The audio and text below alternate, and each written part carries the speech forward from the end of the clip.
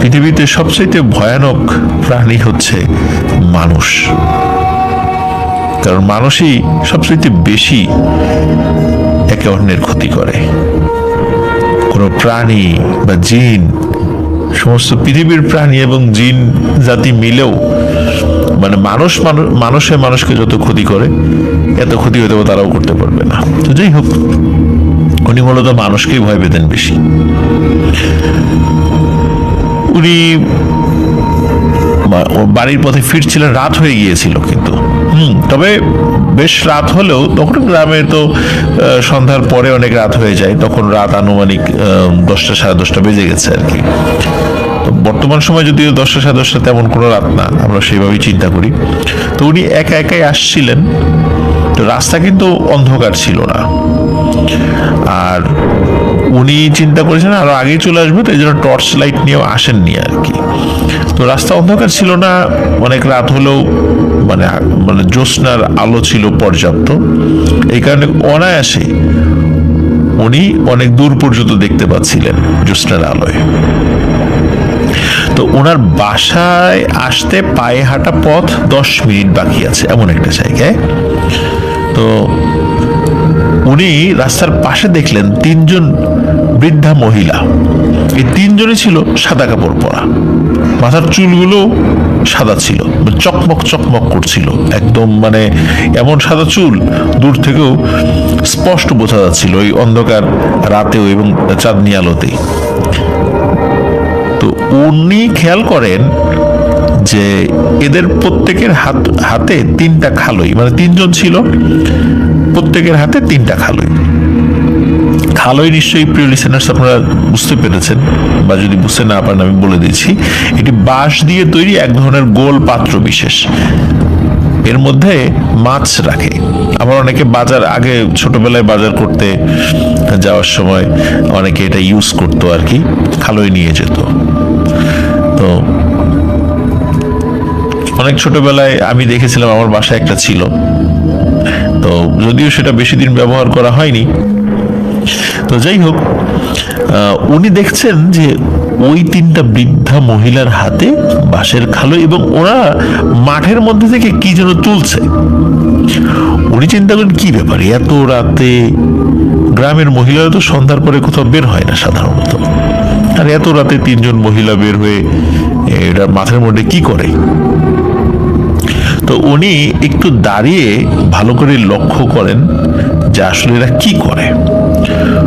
তো উনি দেখতে পান যে এই 3জন মহিলা তারা ওই মাঠের মধ্যে থেকে মাছ ধরছে, কিন্তু আজব ব্যাপার হলো মাঠে কোনো পানিই নেই, মাঠ একদম শুকনা। সেখান থেকে মাছ ধরছে আর ওই খালইয়ের মধ্যে রাখছে।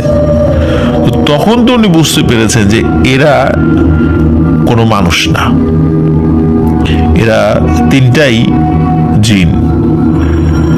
আর শুরুতেই বলেছি উনি কিন্তু ভয় পেতেন না, ভয়ই ওনাকে দেখে মানে পালাতে এমন একটা অবস্থা।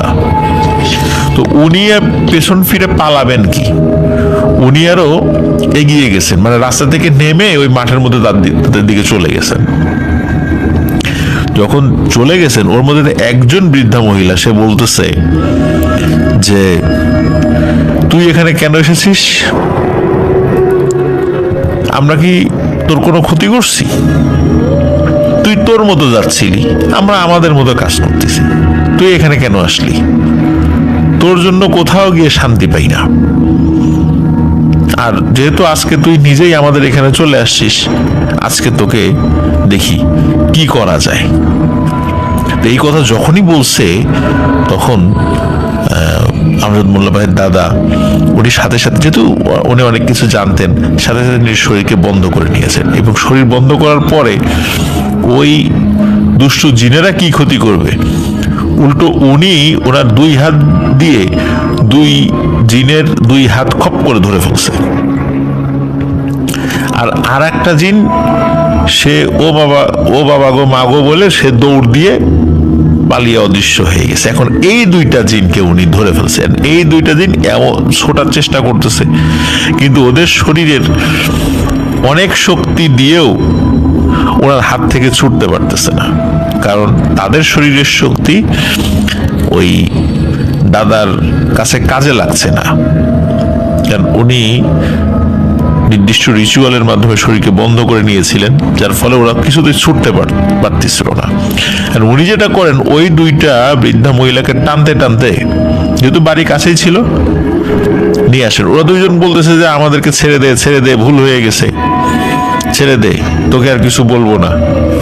আসলে প্রিয় লিসেনার্স, ওরা তো আসলে ওই আমজাদ মোল্লা ভাইয়ের দাদা মানে ক্ষতি করতে আসলে যায়নি, ওরা ওদের মতো কাজ করতেছিল, উনি নেমে গেছেন আর কি ওইদিকে।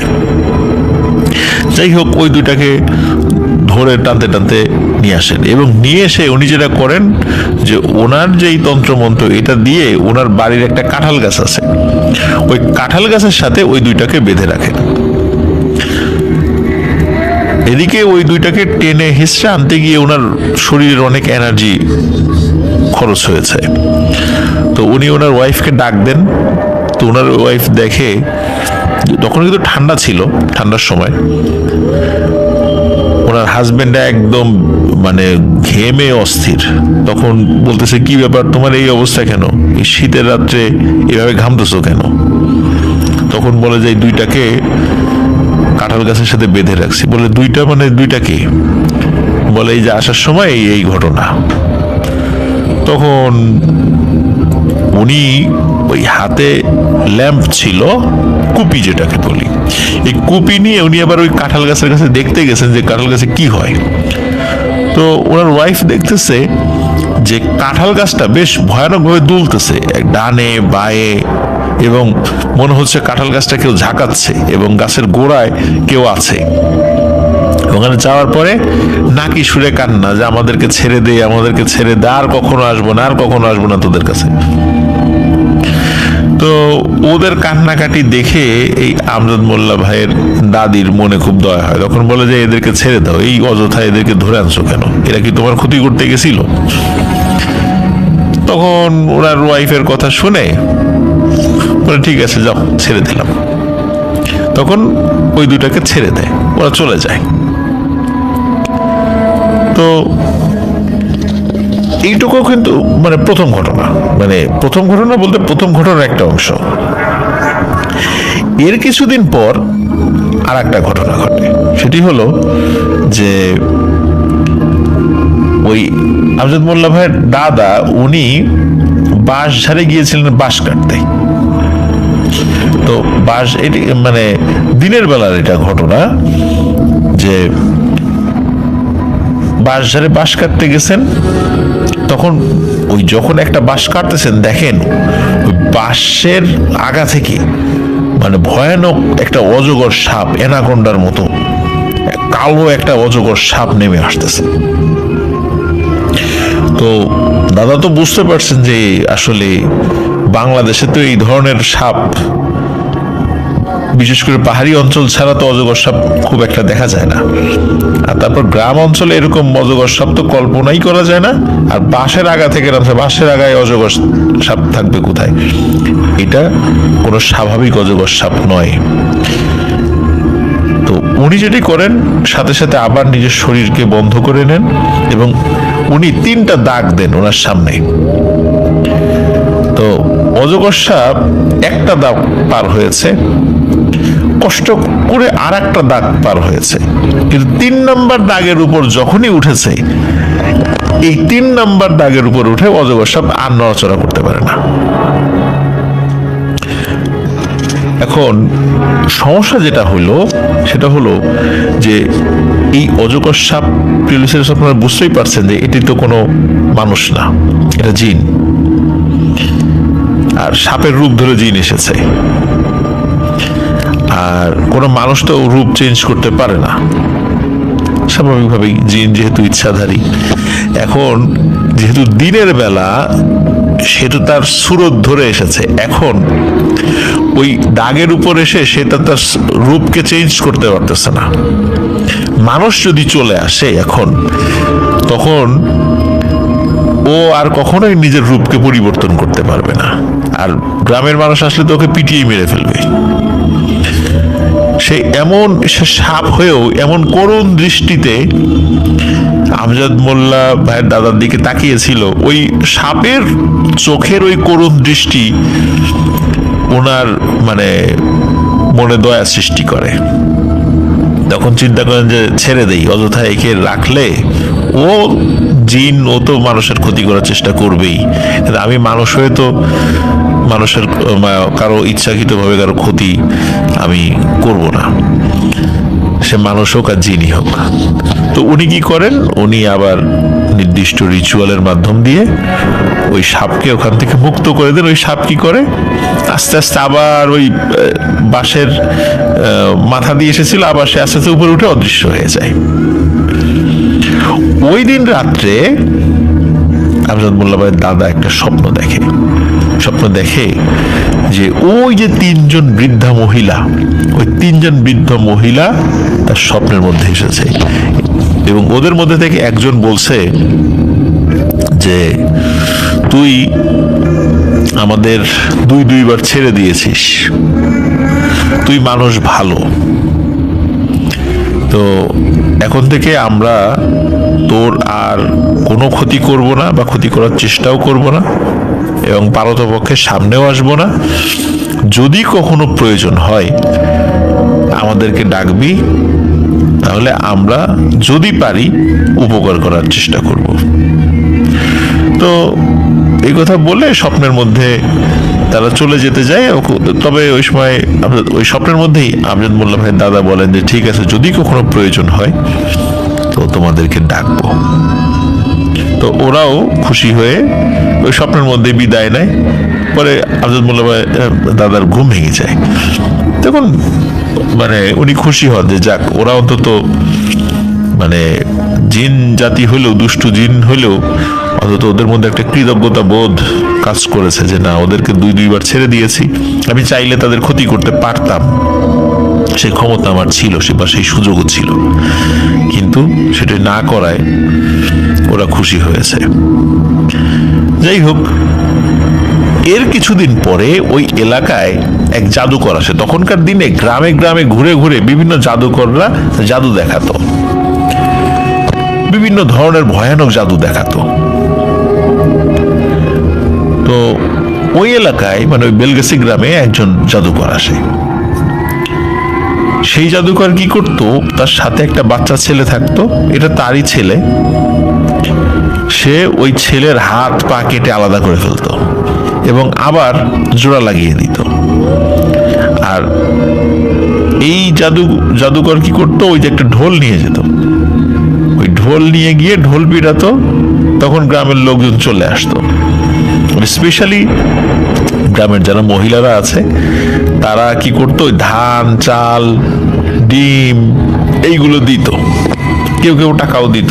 তাই এটাই ছিল ওই জাদুকরদের আয়ের মূল উৎস আর কি। তো ওই জাদুকর ওই গ্রামে আসে, সে জানতো যে আমজাদ মোল্লা ভাইয়ের দাদা সেও ভালো তন্ত্রমন্ত্র জানে, মূলত তাকে চ্যালেঞ্জ করার জন্যই সে সেখানে আসে। সে সেখানে আসে এবং আসার পরে সে বলে যে তোমাদের সকলের সামনে আমার ছেলের মাথাকে আমি দুই ভাগ করে ফেলবো, মানে তার বডি থেকে মাথা আলাদা করে ফেলবো, এবং আবার আমি জোড়া লাগিয়ে দেব। আমি শুনেছি যে তোমাদের গ্রামে নাকি খুব ভালো একজন কবিরাজ আছে, তো দেখি আমার এই জাদুর উপর সে কোনো প্রভাব বিস্তার করতে পারে কিনা। যদি প্রভাব বিস্তার করতে পারে তাহলে আমি বুঝবো যে হ্যাঁ সত্যি সে কিছু জানে। এরপর ওই জাদুকর কি করে, তার হাতে থাকা ধারালো একটা অস্ত্র দিয়ে নিজের ছেলের মাথা এক কোপে বডি থেকে আলাদা করে ফেলে। মানে গল গল করে রক্ত বের হচ্ছিল। এলাকার মহিলারা ভয়ে চিৎকার চেঁচামেচি শুরু করে দিল। এই সুযোগে জাদুকর মহিলাদেরকে বলতেছে যে দ্রুত আমার জন্য সবাই 1 কেজি করে চাল এবং 10 টাকা করে সবাই দিবা, না হলে কিন্তু তোমাদের বাচ্চাদেরও রাতের বেলা এরকম মাথা আলাদা হয়ে যাবে। এই কথা শুনে গ্রামের মহিলারা খুব ভয় পায়, যার যার বাড়ি থেকে চাল টাকা এগুলা নিয়ে আসতে শুরু করে। এই খবরের দিকে আমজাদ মোল্লা ভাইয়ের দাদার কাছেও পৌঁছে যায় যে এই ধরনের ঘটনা ঘটতেছে এখানে।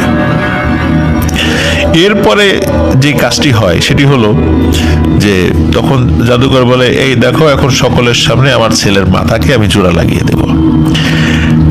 এখন জাদুকর এই যে তন্ত্র মন্ত্র পাঠ করতেছে, ছেলের মাথা আর জোড়া লাগে না।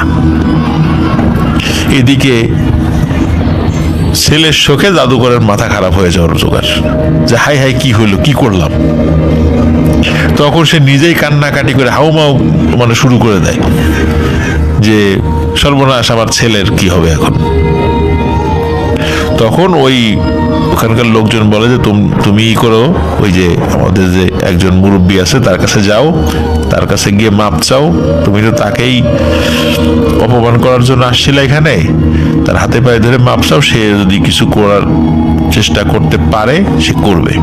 তো সে সেখানে যায়, যাওয়ার পরে ওনার হাতে পায়ে ধরে খুব কান্নাকাটি করে। তখন বলে, আচ্ছা ঠিক আছে, এখন তোমার ছেলেকে তুমি ওই মাথা জোড়া লাগানোর ব্যবস্থা করো, হয়ে যাবে। সত্যি জাদুকর তখন আবার যখন তার তন্ত্রমন্ত্র প্রয়োগ করে ঠিক হয়ে যায়, এবং ওই জাদুকর তাকে গুরু মেনে ওইখান থেকে চলে যায়। তো প্রিয় লিসেনার্স, এটা একটা বিষয় আপনাদেরকে একটু ক্লারিফাই করে দিই আমি এই জায়গাটা। সেটা হচ্ছে যে আপনারা অনেকেই মনে করতে পারেন এটা কিভাবে সম্ভব, এটা কি সম্ভব কখনো? তো আমি শুরুতেই বলেছি যে এই ধরনের তন্ত্রমন্ত্র দিয়ে এক ধরনের ইলিউশন সৃষ্টি করা হয়। অ্যাকচুয়ালি আসলে মানুষ হত্যা করাই হয়নি, এক ধরনের মানে ভ্রমের মধ্যে মানুষ থাকে। তবে হ্যাঁ, এটা সত্য যে যার উপর এটা প্রয়োগ করা হয় সে ওই সময় সেন্সলেস থাকে বা এরকম কিছু একটা অবস্থায় থাকে। আর আমরা এখন বিভিন্ন সময় জাদু দেখি যে হাত পা কেটে আলাদা করে ফেলতেছে, এগুলো টোটালি কিন্তু মানে টেকনোলজি এবং মানে কারসাজি, প্রযুক্তি এবং বিভিন্ন ধরনের কারসাজি। এটা মূল জাদু বলে কিছু না। কিন্তু অ্যাকচুয়ালি ওই এখন যেটা বললাম যে জাদুকর যেটা করেছিল, এটা কিন্তু সত্যি জাদু। তো যাই হোক, এরপরে যেটা হয় সেটা হলো যে আমজাদ মোল্লা ভাইয়ের দাদা, উনি ওনার এলাকার নাসির হুজুর নামে একজন খুব আল্লাহ আল্লাহ লোক ছিলেন। তো তার কাছে বায়াত গ্রহণ করেন এবং এই সব ধরনের জাদু, এই সমস্ত কালো জাদু সব যা জানতেন সবকিছু ছেড়ে দেন এবং একদম টোটালি উনি নিজেকে বদলে ফেলেন এবং উনি একজন ইমানদার পরহেজগার মুসলমান হয়ে যান। 2004 সালে আমজাদ মোল্লা ভাইয়ের দাদা মারা যান এবং উনি যেদিন মারা যান, ওই যে কাঁঠাল গাছের কথা বলছিলাম প্রিয় লিসেনার, যে কাঁঠাল গাছের দুটো জিনকে উনি বেঁধে রেখেছিলেন, উনি মারা যাওয়ার মানে যেদিন মারা যান ওই দিনই ওই কাঁঠাল গাছের পাতা আস্তে আস্তে শুকিয়ে যেতে থাকে এবং সবাই বলে যে উনি যেদিন মারা যান সেদিন ওই কাঁঠাল গাছও মারা গিয়েছিল। কাঁঠাল গাছের সাথে ওনার কি সম্পর্ক ছিল এটি নিশ্চিত না। আমজাদ মোল্লা ভাই এই বিষয়ে নিশ্চিত করে কিছু বলতে পারেননি। এটা একটা রহস্য, হয়তো বা কোনো একটা ব্যাপার ছিল, থাকতে পারে, জাদু টোনার ব্যাপারও থাকতে পারে বা এমনি অন্য বিভিন্ন ব্যাপারও থাকতে পারে, এটা আমরা নিশ্চিত নই।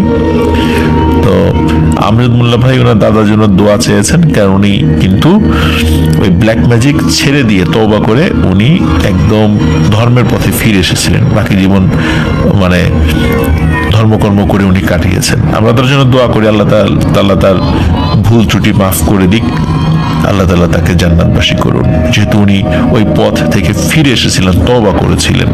সুতরাং এরপরে তো আর কোনো কথা থাকে না। লিসেনার্স, আশা করছি আমজাদ মোল্লা ভাইয়ের পাঠানো ওনার দাদার সাথে ঘটে যাওয়া বা ওনার দাদা কেন্দ্রিক ঘটনা আপনাদের সকলের ভালো লেগেছে।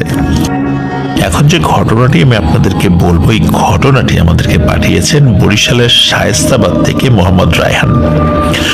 রায়হানের একটি ঘটনা কিছুদিন আগেই আমরা প্রচার করেছিলাম, যে ঘটনাটি রায়হানের নিজের সঙ্গে ঘটেছিল। আর এখন যে ঘটনাটি আমি বলতে যাচ্ছি, এই ঘটনাটি রায়হানের নিজের সঙ্গে না ঘটলেও রায়হান এই ঘটনার কিছু একটা অংশ প্রত্যক্ষ করেছে এবং এই ঘটনাটি যার সঙ্গে ঘটেছে তিনি রায়হানের সম্পর্কে মামি হন। শুরুতে বলে দেই ঘটনাটির সময় 2022 সালের জানুয়ারি বা ফেব্রুয়ারি মাসের দিকে, এমন একটি সময়, মানে খুব বেশি দিন আগের নয়। আর ঘটনাটি ঘটেছে এই শায়েস্তাবাদ এলাকারই হবিনগর গ্রামে। রায়হানের নানারা 7 ভাই, আর এই 7 ভাই যেই জায়গাতে বসবাস করেন, বিশাল একটি এরিয়া নিয়ে, ওনারা যেই জায়গাতে বসবাস করেন এই জায়গাটি ইংরেজির ছোট হাতের আই বর্ণের মতো। আমরা যদি ইংরেজির ছোট হাতের আই বর্ণ লিখতে যাই তাহলে আমরা দেখতে পাই যে একটি দাড়ির মতো চিহ্ন দিতে হচ্ছে এবং তার উপরে একটি বৃত্তাকার ছোট্ট ডট চিহ্ন দিতে হচ্ছে। তো মূলত ওই এরিয়াটা, মানে যে জায়গাতে রায়হানের 7 নানারা বসবাস করেন পারিবারিকভাবে একই জায়গায়, তো ওনাদের জায়গাটা উপরে ড্রোন থেকে দেখলে বা পাখির চোখে দেখলে ঠিক ইংরেজি আই বর্ণের মতো মনে হবে, কিন্তু আমরা কিন্তু এই জায়গাটি ছোট ভাবার কোনো কারণে, এটা কিন্তু অনেক বিশাল এরিয়া নিয়ে। ওই গোল যেই জায়গাটা, এই জায়গাটা মূলত ওনারা সবাই থাকেন, 7 ভাই থাকেন, মানে 7 নানারা থাকেন, তার সন্তান সন্ততি সবাই মিলে থাকেন সেখানে। আর ওইখান থেকে একটি লম্বা রাস্তার মতো বের হয়ে গেছে আর কি ওই জায়গা থেকে, এই জন্য সেটা আই বর্ণের মতো দেখা যায়। তো রায়হানের যেই 7 নানা, এই 7 নানার মধ্যে 2 নানা ওই রাস্তা দিয়ে মূলত ওই বৃত্তাকার এরিয়াতে ঢোকার সময়ই সামনের দিকে 2 নানা থাকেন, আর অন্য 5 নানা ওনারা পেছন দিকে থাকেন। আর পেছন দিকে মূলত দেখা যাচ্ছে যে অনেক পুরাতন গাছগাছালি, তারপরে ঝোপ জঙ্গল এরকম আছে। তো ঘটনাটি যেই পরিবারের সঙ্গে ঘটেছে সেটি হচ্ছে রায়হানের এক নানাটি, সেটা হচ্ছে জনি নানা। এই জনি নানার এক ছেলে রয়েছে, তার নাম হচ্ছে মানিক, আর এই মানিকের স্ত্রী হচ্ছে সোনিয়া। মূলত এই ঘটনাটি তার মামি সোনিয়ার সঙ্গে ঘটেছে। তো এখন মূল ঘটনাতে চলে যাই, যে সময় থেকে ঘটনাটি শুরু হয়েছিল আর কি। রায়হানের মামা মানিক, উনি এক রাত্রে শোল মাছ কিনে নিয়ে আসেন। বরিশাল তো নদী এলাকা, অনেক ধরনের মাছই পাওয়া যায় সেখানে। তো শোল মাছ কিনে নিয়ে এসে ওনার স্ত্রীকে, মানে ওনার স্ত্রী সোনিয়া, তাকে রান্না করতে বলেন। তো মানিকের আবার 3 সন্তান, 2 মেয়ে 1 ছেলে। তার মধ্যে সবচেয়ে বড় মেয়ে, তার বয়স হচ্ছে 7 থেকে 8 বছর বা সর্বোচ্চ 9 বছর, এরকম একটা বয়স আর কি তার। তো এই সোনিয়া মামি, সে তো রান্না করছে, রান্না শুরু করে দেয় আর কি। মোটামুটি মাছ কাটা শেষ, প্রসেস করছে সবকিছু। এখন যেহেতু উনি রান্না করছে, তো ছোট বাচ্চারা যাতে ওনাকে বিরক্ত না করে, এই জন্য রায়হানের যে মামা মানিক মামা, উনি কি করছেন, ওনার অন্য যে ছোট ছোট 2 সন্তান তাদের সঙ্গে খেলাধুলা করছেন, তাদেরকে ব্যস্ত রাখছেন যাতে মাকে ডিস্টার্ব না করে। আর ওনার যে বড় মেয়ে, সেই বড় মেয়ে তার মাকে রান্নার কাজে সাহায্য করছে। মাছ রান্না শুরু হয়ে যায়, আর চুলা তো লাকড়ির চুলা, বিভিন্ন শুকনো খড়ি দিয়ে দাও দাও করে চুলায় আগুন ধরিয়ে দেয়। রান্নাঘরে কিন্তু আবার ইলেকট্রিসিটি আছে, মানে ওখানে প্রত্যেকটা বাড়িতে ইলেকট্রিসিটি রয়েছে। তো এর মধ্যে কি হয়, হঠাৎ করে বিদ্যুৎ চলে যায়। এখন বিদ্যুৎ যেহেতু চলে গিয়েছে, স্বাভাবিকভাবেই এই সোনিয়া মামি তার যে বড় মেয়ে, তাকে বলে যে ঘর থেকে একটি কুপি নিয়ে আসতে, কুপি জ্বালিয়ে এখানে নিয়ে আসতে, বা কুপিটা সাথে করে নিয়ে আসতে, এখানে তো আগুন আছেই, সেখান থেকে ধরিয়ে ফেলবে। তো তার বড় মেয়ে ঘরে চলে যায়। ঘরে গিয়ে সে ঘর থেকেই ম্যাচ দিয়ে ওখান থেকে কুপিটা জ্বালায়। কুপিটা জ্বালিয়ে সে রান্নাঘরের দিকে আসছিল। রান্নাঘরে কিন্তু ওই যে চুলা কিন্তু দাও দাও করে জ্বলছিল, মানে মাছ কিন্তু রান্না হচ্ছে। আর চুলার যে আলো, এই আলোয় কিন্তু রান্নাঘরের বিভিন্ন জায়গা আলোকিত হয়ে গেছে, সেখান থেকে কিন্তু স্পষ্ট সোনিয়া মামিকে দেখা যাচ্ছিল। মানে তার মেয়ে কিন্তু দূর তার মেয়ে কিন্তু দূর থেকেই তার মাকে দেখতে পাচ্ছিল। এখন সে যখন রান্নাঘরের কাছাকাছি চলে এসেছে, হঠাৎ করে ভয়ানক একটি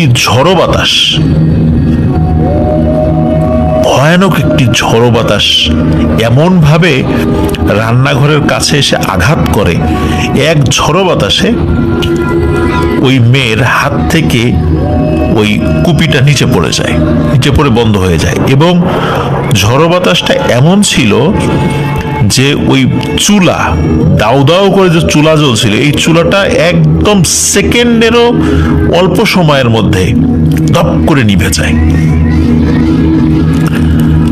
মানে এত বাতাস, কিন্তু আমি বলছি এবং ওনারা, রায়হান আমাকে বলছে যে বাতাস ঠিক আছে, কিন্তু তাই বলে কি এক বাতাসে একদম দাউ দাউ করে ধরন্ত চুলা, যেখানে মোটা মোটা খড়ি জ্বলছিল, সেই চুলা একবারে নিভে যাওয়া সম্ভব একটা বাতাসে? আবার বাতাস কিন্তু যেই দিক থেকে আসছিল ওই দিকটা কিন্তু চুলার উল্টা দিকে ছিল, মানে চুলার তো একটা পাশ বেড়া ছিল, তো সেখান থেকে বাতাস তো এসে চুলায় সরাসরি হিট করেনি, হিটটা করেছে তার মেয়ের গায়ে, যে কুপি নিয়ে আসছিল, কুপিটা ধরিয়ে। তো বিষয়টা কিন্তু খুবই অদ্ভুত এবং ভয়ানক। তার মেয়ের হাত থেকে কুপি পড়ে যায়, কুপি পড়ে নিভে যায়। ওদিকে চুলায় তরকারি হচ্ছিল, দাউ দাউ করে আগুন জ্বলছে, তার মা চুলার পাশে বসা। হঠাৎ করে সে চুলার আগুন একই সাথে ধপ করে নিভে যায়। ওই সময়ে সোনিয়া মামির যে বড় মেয়ে, সে ও মাগো বলে একটা জোরে চিৎকার দেয়।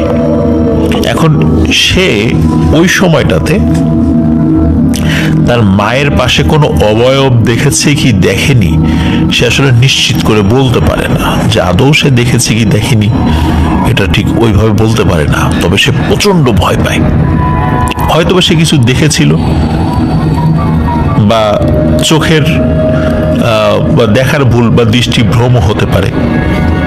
সে যখন রান্নাঘরের দিকে তাকিয়েছে, তার মায়ের দিকে তাকিয়ে ও মা গো বলে এরকম জোরে একটা চিৎকার দিয়ে ওঠে। তখন ওইদিকে কিন্তু ওই যে মানিক মামা বাচ্চাদের নিয়ে খেলছিল, হঠাৎ করে এই ধরনের একটা দমকা বাতাস, অথচ শীতকাল, চারদিকে গাছের পাতাও কোনো পাতা টাতাও নড়ছে না, এইভাবে দমকা বাতাস কিন্তু আসার কথা নয়। কিন্তু দমকা বাতাসটা এসেছিল রান্নাঘরের পেছন দিক থেকে। যাই হোক, বিষয়টি খুবই অদ্ভুত লাগে। মানিক মামা দৌড়ে চলে আসে, তো আবার চুলা জ্বালানো হয়, সবকিছু আবার স্বাভাবিক করে ফেলে। তো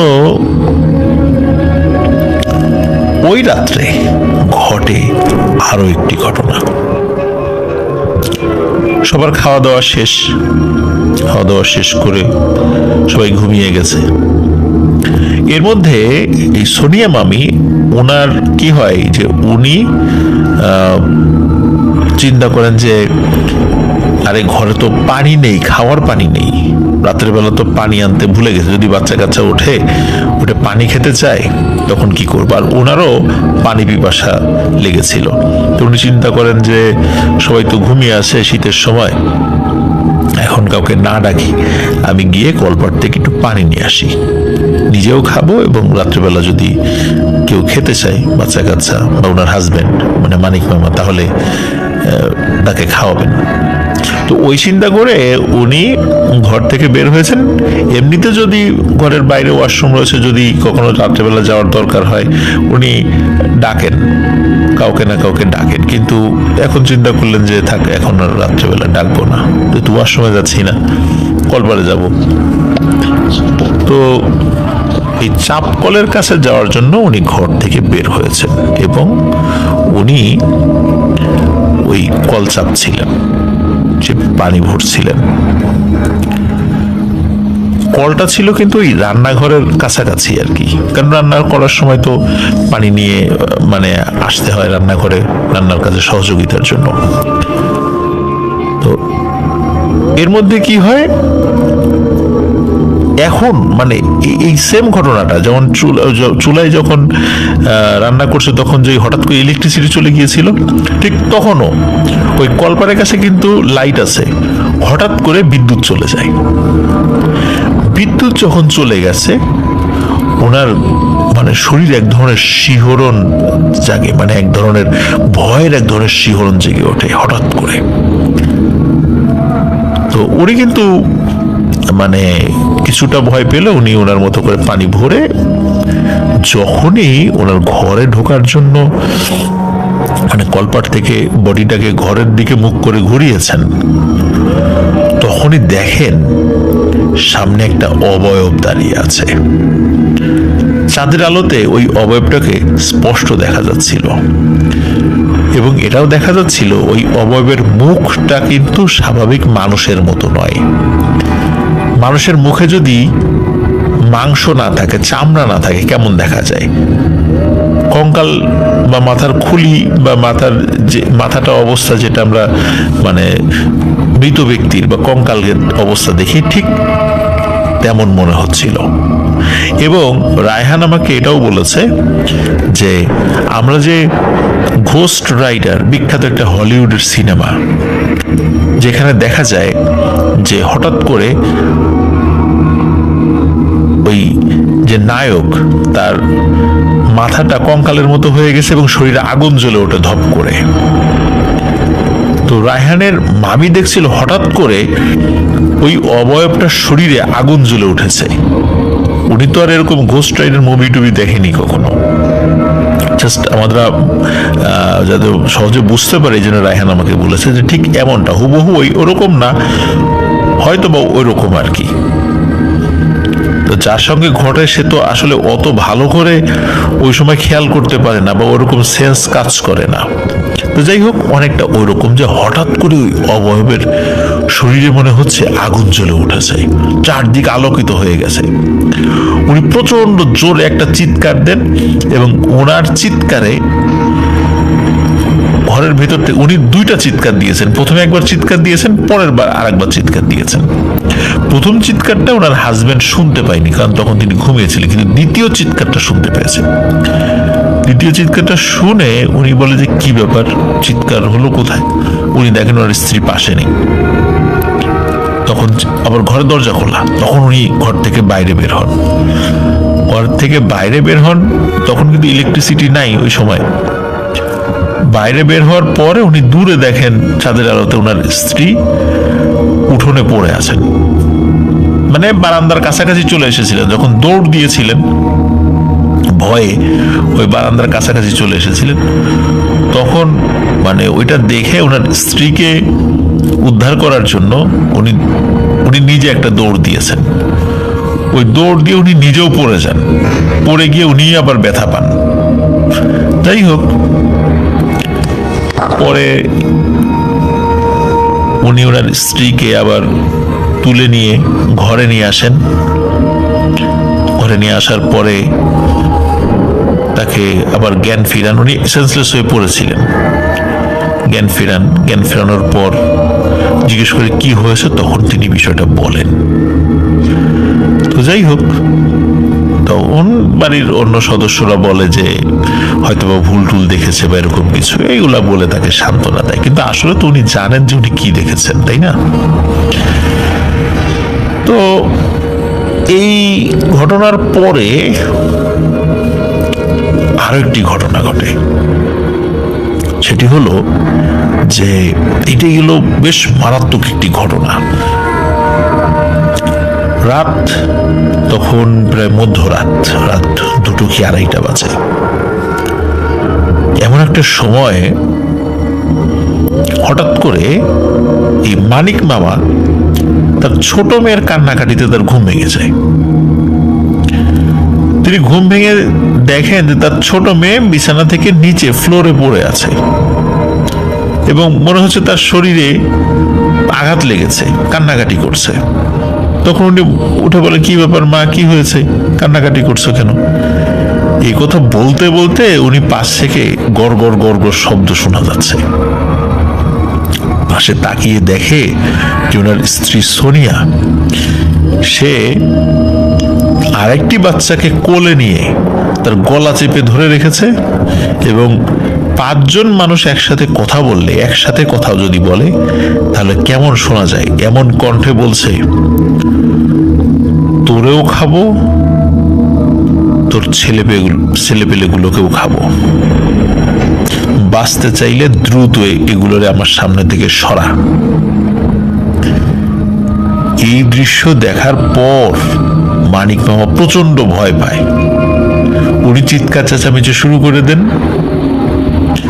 ওদিকে ওনার চিৎকার চেঁচামেচিতে আশেপাশে ওনার যে শরিক আত্মীয় স্বজনরা আছে তারা চলে আসে। কি হয়েছে?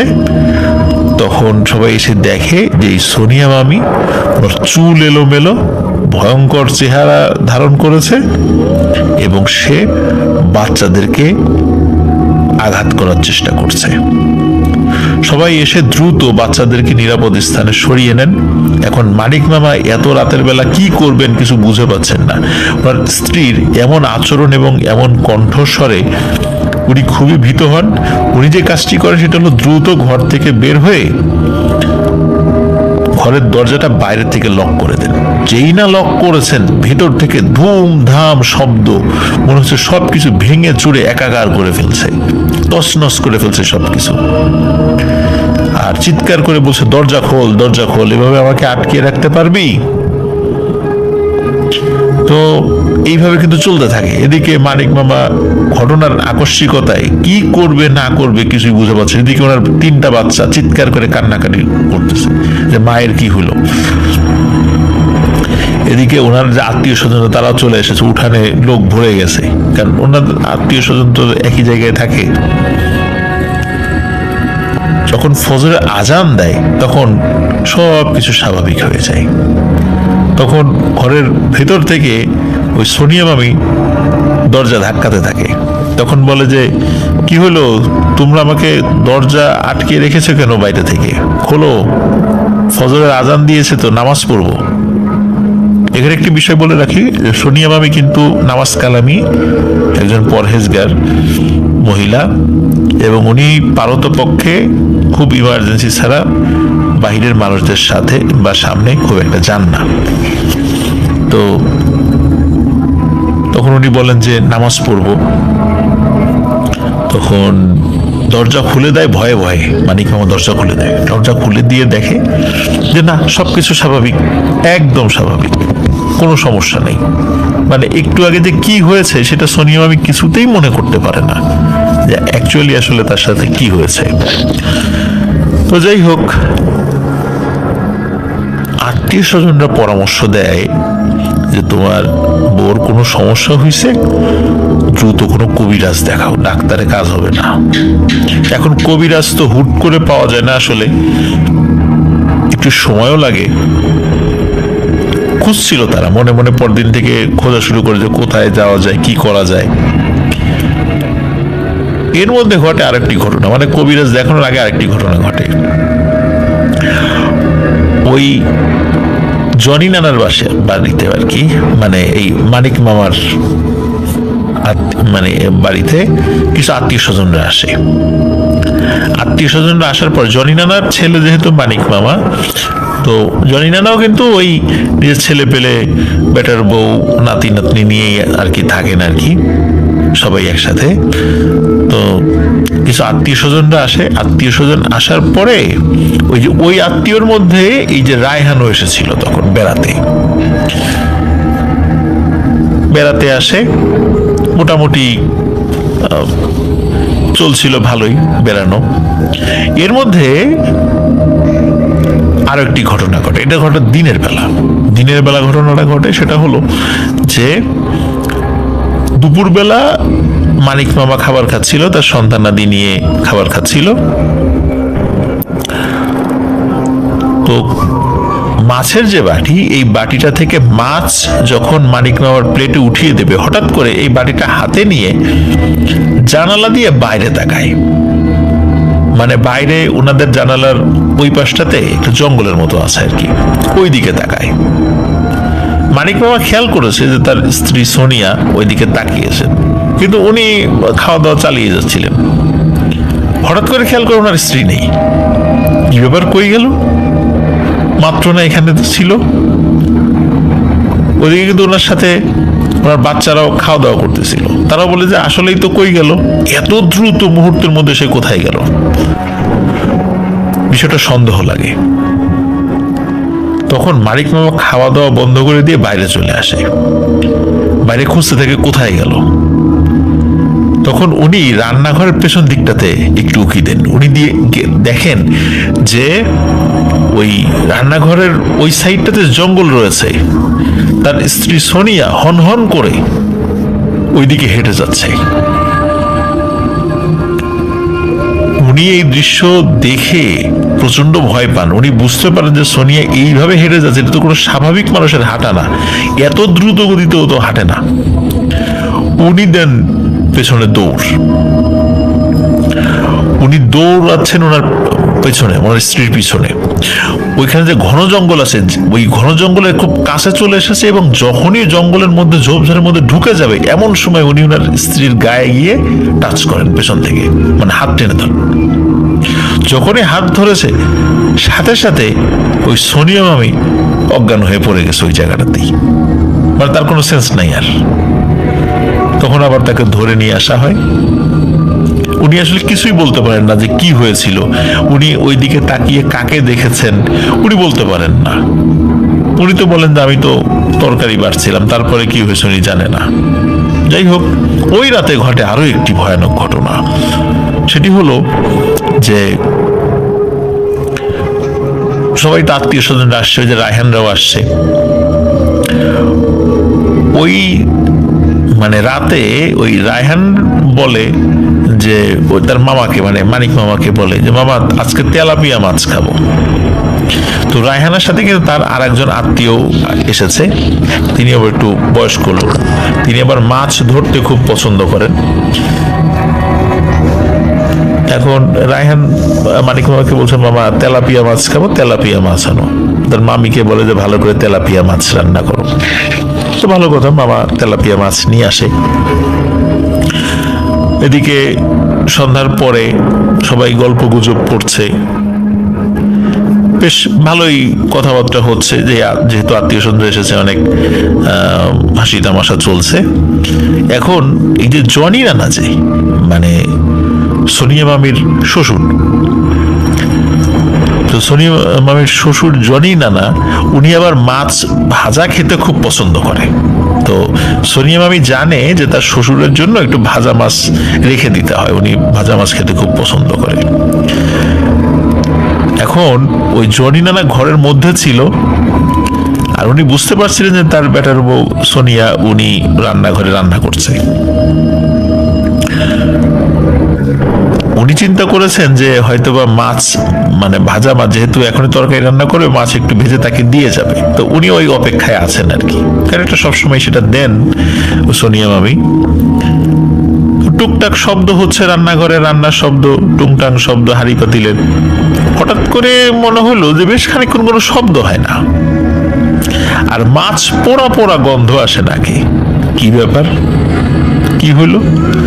তখন ওই জনি নানা দরজা দিয়ে একটু বের হন, যে কি হয়েছে, রান্নাঘরে কোনো শব্দ পাই না। বের হয়ে গিয়ে দেখেন যে রান্নাঘরে ওই কড়াইতে মাছ, ঠিকই ওই সোনিয়া মামি তার শ্বশুরের জন্য ভাত ছিল, কিন্তু সেটা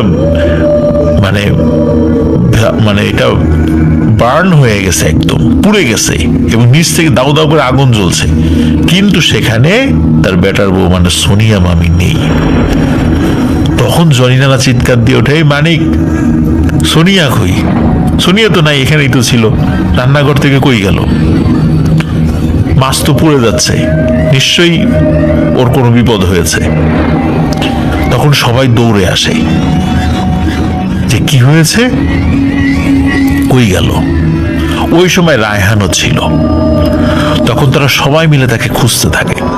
ওই যে রায়হানের যে আত্মীয়, তিনি বলেন যে যেহেতু রান্নাঘরের এখান থেকে তাকে পাওয়া যাচ্ছে না, তাহলে নিশ্চয়ই রান্নাঘরের পেছন সাইডে, এই সাইডে তাকে পাওয়া যাবে। রান্নাঘরের থেকে একটু সাইডে একটা ডোবার মতো ছিল, সেখানে মাছ চাষ করা হতো আর কি। ওখানে মাগুর মাছ, বিভিন্ন ধরনের মাছ, এগুলো চাষ করা হতো। তো ওনারা কি করেন, ওই সময় কিন্তু অন্ধকার, মানে সবাই দৌড়ে বের হয়ে গেছে, কার হাতে মোবাইল আছে কি টর্চ আছে এগুলো নিয়ে আসলে অতটা খেয়াল নাই, সবাই দৌড়ে বের হয়ে গেছে। রায়হানের হাতে কিন্তু আবার মোবাইল, সেও দৌড়াচ্ছে, মানে যে যেদিকে পাশে তাকে খোঁজার চেষ্টা করছে। যখন রায়হান ওই পুকুরের কাছে গেছে, তখন ওই মানে দুইজন ব্যক্তি তার মামিকে আবিষ্কার করে, রায়হান এবং তার সাথে যে আরেকজন যে আত্মীয় আছে সেই।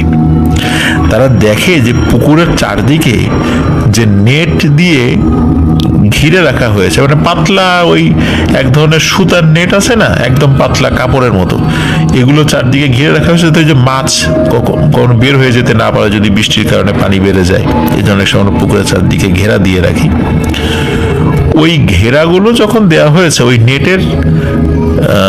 নেটগুলো যাতে মানে দাঁড়ানো অবস্থায় থাকে, এই জন্য কিন্তু চিকন চিকন বাঁশ গেড়ে দেওয়া হয়েছে এবং তার সাথে জিআই তার দিয়ে ওই নেটটা বেঁধে দেওয়া হয়েছে আর কি। তো রায়হান এবং তার ওই আত্মীয় তারা দেখে যে সোনিয়া মামি এক পায়ের উপরে, একটা চিকন বাঁশের উপরে এক পায়ের উপরে দাঁড়িয়ে আছে। এটা অসম্ভব একটা জিনিস, শুধু কোনো পাখি ছাড়া ওইখানে মুরগিও যদি দাঁড়ায় তাহলে ওই বাঁশ নড়বড় হয়ে যাবে, এমন একটা অবস্থা। সেখানে সোনিয়া মামি এক পায়ে ওই বাঁশের কঞ্চির উপর দাঁড়িয়ে আছে। তো এই দৃশ্য যখন তারা দেখেছে, তখন সবাই মানে তারা চিৎকার দিয়ে এসেছে, অন্য লোকও চলে আসতেছে ওইখানে। তো যখন ওনারা কাছে গেছে, মানে রায়হানা যখন কাছে গেছে, সাথে সাথে সোনিয়া মামি ওইখান থেকে ঠাস করে মাটির উপর পড়ে যায়, মাটির উপর পড়ে অজ্ঞান হয়ে যায়। পরে সেখান থেকে তাকে উদ্ধার করে নিয়ে আসা হয়। প্রিয় লিসেনার্স, একটা মানুষ কি কখনো এত মানে নড়বড়ে একটা জিনিসের উপর দাঁড়াতে পারে? যে নড়বড়ে জিনিসের ছোট একটা 2 বছর বয়সী বাচ্চা ধাক্কা দিলেই পড়ে যেতে পারে? নিশ্চয়ই না। তাহলে এই মানুষটা স্বাভাবিক যে ওজন, সেই ওজনটার কি হলো? সে কি আসলে শূন্যে ভাসছিল? মনে হচ্ছিল তাকে দেখে শূন্যে ভাসছে, কিন্তু রায়হানরা দেখে যে তার পা ওই লাঠিটার উপরে আছে আর কি, কিন্তু এক পা। যাই হোক, তাকে ওখান থেকে উদ্ধার করে নিয়ে আসা হয়। পরের দিন অবস্থা যেহেতু খারাপ হয়ে গেছিল, তো তার বাসার থেকে একটু দূরে একজন ভালো কবিরাজের কাছে তারা নিয়ে যান। তো কবিরাজের আন্ডারে তার ট্রিটমেন্ট হতে থাকে। পরবর্তীতে রায়হান জানতে পারে যে ওই ট্রিটমেন্টের মাধ্যমে তার মামি পরিপূর্ণ সুস্থ হয়ে গেছেন এবং তার মামি এখন ভালো আছেন। প্রিয় লিসেনার্স, এই ধরনের ঘটনা, যেমন হঠাৎ করে দমকা বাতাসে চুলা নিভে যাওয়া, তারপরে হঠাৎ করে বাহিরে তাকানো, আনমনে তাকানো, তারপরে তাকে আর খুঁজে পাওয়া যাচ্ছে না, দেখা যাচ্ছে সে জঙ্গলের দিকে ঢুকে যাচ্ছে। প্রিয় লিসেনার, সে যদি জঙ্গলের ভিতরে ঢুকে যেত একবার, কি হতো? ভাগ্যিস দিনের বেলা ছিল, সেটা দেখে ফেলেছে, কিন্তু আল্লাহ না করে যদি রাতের বেলা হতো, কারণ রাতের বেলাও কিন্তু সে একবার ভয় পেয়েছিল, ওই যে গোস্ট রাইডার মুভির মতো ওই রকম একটা দৃশ্য সে দেখেছিল। যাই হোক, তিনি এখন সুস্থ আছেন, এটাই সবচেয়ে বড় বিষয়। আমরা চাইবো না এই ধরনের ঘটনা তার সঙ্গে ঘটুক, তবে এই ধরনের ঘটনা যেন আমাদের সাথে না ঘটে, সেজন্য আমাদেরকেও সচেষ্ট থাকতে হবে। দুষ্টু জিনেরা তো আমাদের ভয় দেখানোর চেষ্টা করবেই, কিন্তু আমাদের যেই কাজটি করণীয় সেটি হচ্ছে অবশ্যই ঘুমানোর সময় আয়াতুল কুরসি পড়ে শরীরে ফু দেয়া, সূরা ফালাক নাস 3 বার করে পড়ে শরীরে ফু দেয়া। তো এইভাবে যদি আমরা এগুলো পড়ে ঘুমাই, ইনশাআল্লাহ তাআলা আমরা এই সমস্ত বিপদ আপদ থেকে অনেকাংশেই রক্ষা পাবো। শুরু করছি রাখিয়া আক্তার আপুর পাঠানো প্রথম ঘটনা। আসলে প্রথম ঘটনা যিনি ওনাকে বলেছেন তিনি হচ্ছে এই রাখিয়া আক্তার আপুর খালামণি। আর মূল ঘটনা মানে যিনি প্রত্যক্ষ করেছিলেন, আসলে ওনার একার সাথে ঘটেনি, একই সময় অনেকের সাথে ঘটেছিল, যার কারণে যিনি প্রত্যক্ষ করেছিলেন তিনি হচ্ছে রাখিয়া আক্তার আপুর খালামণির হাজবেন্ড। তার নাম শামীম চৌধুরী। ঘটনাটি ঘটে গোপালগঞ্জে। আর এই শামীম চৌধুরীকে ওনারা মামা বলে ডাকতেন। আর ঘটনাটা মোটামুটি আসলেই খুবই অন্যরকম একটি ঘটনা। কিছু কিছু বিষয় খুব কমন, কিন্তু আমার কাছে বেশ অন্যরকম লেগেছে। ঘটনার সাল ছিল 2001 সাল। ওনার মামা তখন একজন স্যান্ডেল জুতার দোকানদার। গোপালগঞ্জ শহরে তার বেশ বড় একটি জুতার দোকান ছিল, আর সেখানে বেশ কয়েকজন কর্মচারীও ছিল। মোটামুটি ব্যবসা বাণিজ্য ভালোই চলছিল তার। কিছুদিন পর পর তাকে ঢাকা যেতে হতো দোকানের মালামাল কিনতে, বিশেষ করে ঢাকার ফুলবাড়িয়া, তারপরে বংশাল, তারপর পুরান ঢাকার নবাবগঞ্জ, এই জায়গাগুলো থেকে উনি এই স্যান্ডেলগুলো কিনতেন। আমরা জানি এখনো কিন্তু ফুলবাড়িয়াতে বিশাল এই স্যান্ডেল জুতোর মার্কেট রয়েছে। যাই হোক, উনি বিভিন্ন জায়গা থেকে মালামাল সংগ্রহ করতেন, চকবাজারে যেতেন, বিভিন্ন জায়গা থেকে মালামাল সংগ্রহ করতেন। আর সারাদিন ঘুরে ঘুরে উনি ওনার দোকানের মালামাল সংগ্রহ করতেন, এবং ওই দিনের বেলা রওনা দেওয়ার আসলে সুযোগ থাকতো না। উনি দিনে ওই মালামাল কিনতেন, আবার রাতের বেলা ফিরে আসতেন। আর ওনার দোকান কিন্তু গোপালগঞ্জ শহরে খোলাই থাকতো, কারণ ওনার তো কর্মচারী ছিল, যার কারণে কোনো সমস্যা ছিল না। মানে রাতের বাসে উনি গোপালগঞ্জ থেকে ঢাকা যেতেন, আবার রাতের বাসে ঢাকা থেকে আবার গোপালগঞ্জ আসতেন। তো এমনই একটি জার্নিতে যখন তিনি গোপালগঞ্জ থেকে ঢাকা যাচ্ছিলেন, তো গোপালগঞ্জ থেকে ঢাকা যাওয়ার পথেই সেই ঘটনাটি ঘটেছিল।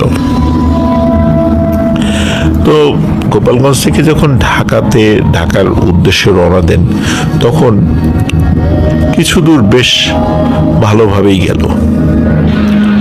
আর সময়টা ছিল শীতকাল, ঠিক যেমন এখন। একটি অন্ধকার হাইওয়ে রাস্তা দিয়ে রাতের নীরবতা ভেঙে এগিয়ে চলছে সেই বাসটি ঢাকায়ের উদ্দেশ্যে। রাস্তার দুপাশে গাছপালা আর ঘন অন্ধকার। কিছু যাত্রী তখন গভীর ঘুমে বিভোর, আর কিছু যাত্রী তখনও জেগে আছে। রাত আনুমানিক প্রায় 1টা বাজে। চলতে চলতে হঠাৎ করে একটি পর্যায়ে বাস ড্রাইভার এবং হেল্পার বেশ ভয় আর উত্তেজনা নিয়ে বলে, সবাই জানালা বন্ধ করে দেন, ভাই ভাই সবাই জানালা বন্ধ করে দেন। মানে হুট করে এত জোরে চিৎকার করে এইভাবে বলা বলি করার কারণে যারা ঘুমিয়েছিল তারাও জেগে যায়, আর যারা জেগেছিল তারা চমকে ওঠে, কি ব্যাপার, হঠাৎ এরকম করছে কেন, তারা কেন জানালা বন্ধ করে দিতে বলছে। তো বাসের যাত্রী যারা ছিল তারা প্রশ্ন করে যে কি হয়েছে। আর এই কি হয়েছে যখন জিজ্ঞেস করছে, আর বাসের ড্রাইভার এবং হেল্পার তারা বলছে যে ভাই সামনে ডাকাতের ভয় আছে, জানালা বন্ধ করেন। তো এই কথা বলতে না বলতেই বাসের যাত্রীরা ওই বাসের যে সামনের যেই কাচ রয়েছে, ড্রাইভারের সামনে যে কাজটি থাকে, মানে যে দিক দিয়ে দেখা যায় আর কি, সেদিক দিয়ে দেখতে পায় একটি ভয়ানক দৃশ্য। যাত্রীরা দেখতে পায় হাইওয়ে রাস্তার সামনে পুরো আড়াআড়ি ভাবে পুরো রাস্তা ব্লক করে শুয়ে আছে একটি কাফনের কাপড় পরা লাশ। লাশটির মাথা এবং পায়ের দিকে বাঁধা। লাশ কবরে রাখার সময় যেভাবে বাঁধা হয় ঠিক তেমন। আর লাশটি খুবই লম্বা। সাধারণত কোনো মানুষের লাশ এত লম্বা হয় না, লাশের যত লম্বাই হোক না কেন। এই দৃশ্য কিন্তু সবাই অনেক দূর থেকে দেখছিল এবং বাসের প্রত্যেকটা যাত্রী এই দৃশ্য দেখেছে। আর বাস ড্রাইভার বলছে বাস থামানো যাবে না এবং কোনোভাবে গতিও কমানো যাবে না। বাস যেই গতিতে চলছে সেই গতিতেই চলতে দিতে হবে। আর আপনারা সবাই শক্ত হয়ে বসেন, আমি লাশের উপর দিয়েই বাস চালিয়ে যাব, কারণ এটা কোনো ডাকাত দলের কাজও হতে পারে।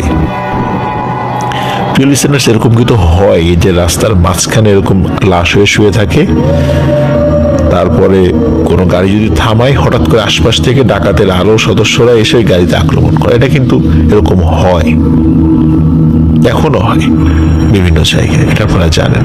তো যাই হোক, ড্রাইভারের এই কথা শোনার পর যাত্রীরা সবাই বেশ শক্ত হয়ে বসে। কিন্তু যেই এই লাশটির একটু কাছে আসে তখন সবাই দেখতে পায় আরো একটি ভয়ানক দৃশ্য। এটি দেখার জন্য আসলে কেউই প্রস্তুত ছিল না। তারা দেখে হাইওয়ে রাস্তার পাশে একটি বড় বট গাছে অনেকগুলা কাফনের কাপড় পরা লাশ ঝুলছে এবং সবারই মানে হাইট অনেক লম্বা, যেটা কোনো স্বাভাবিক মানুষের হতে পারে না। আর প্রত্যেকে গলায় দড়ি দিয়ে যেভাবে মানুষ ঝুলে থাকে ঠিক সেভাবে চলছে। এই দৃশ্য দেখে বাসের সবাই জোরে জোরে দোয়া পড়তে থাকে।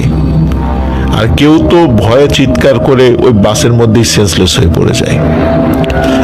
আর বাস ড্রাইভার সে তার যে স্পিড ছিল সেই স্পিডে বাস উঠিয়ে দেয় ওই লাশ হয়ে শুয়ে থাকা ওই কাফনে মোড়ানো ওই জিনিসটির উপর দিয়ে। কিন্তু অবাক করা বিষয় হলো বাসটি খুব স্মুথলি চলে গেল ওই লাশের উপর দিয়ে, একটু সামান্য ঝাঁকিও কেউ অনুভব করলো না। এত লম্বা একটি লাশের উপর দিয়ে বাস চলে গেল, কিন্তু মনে হলো কোনো লাশ ছিলই না সেখানে, বা গাড়ির টায়ারের নিচে কিছুই পড়েনি। তারপর হেল্পার বলল, আপনারা সবাই শান্ত হয়ে বসেন, আল্লাহর রহমতে বিপদ কেটে গেছে।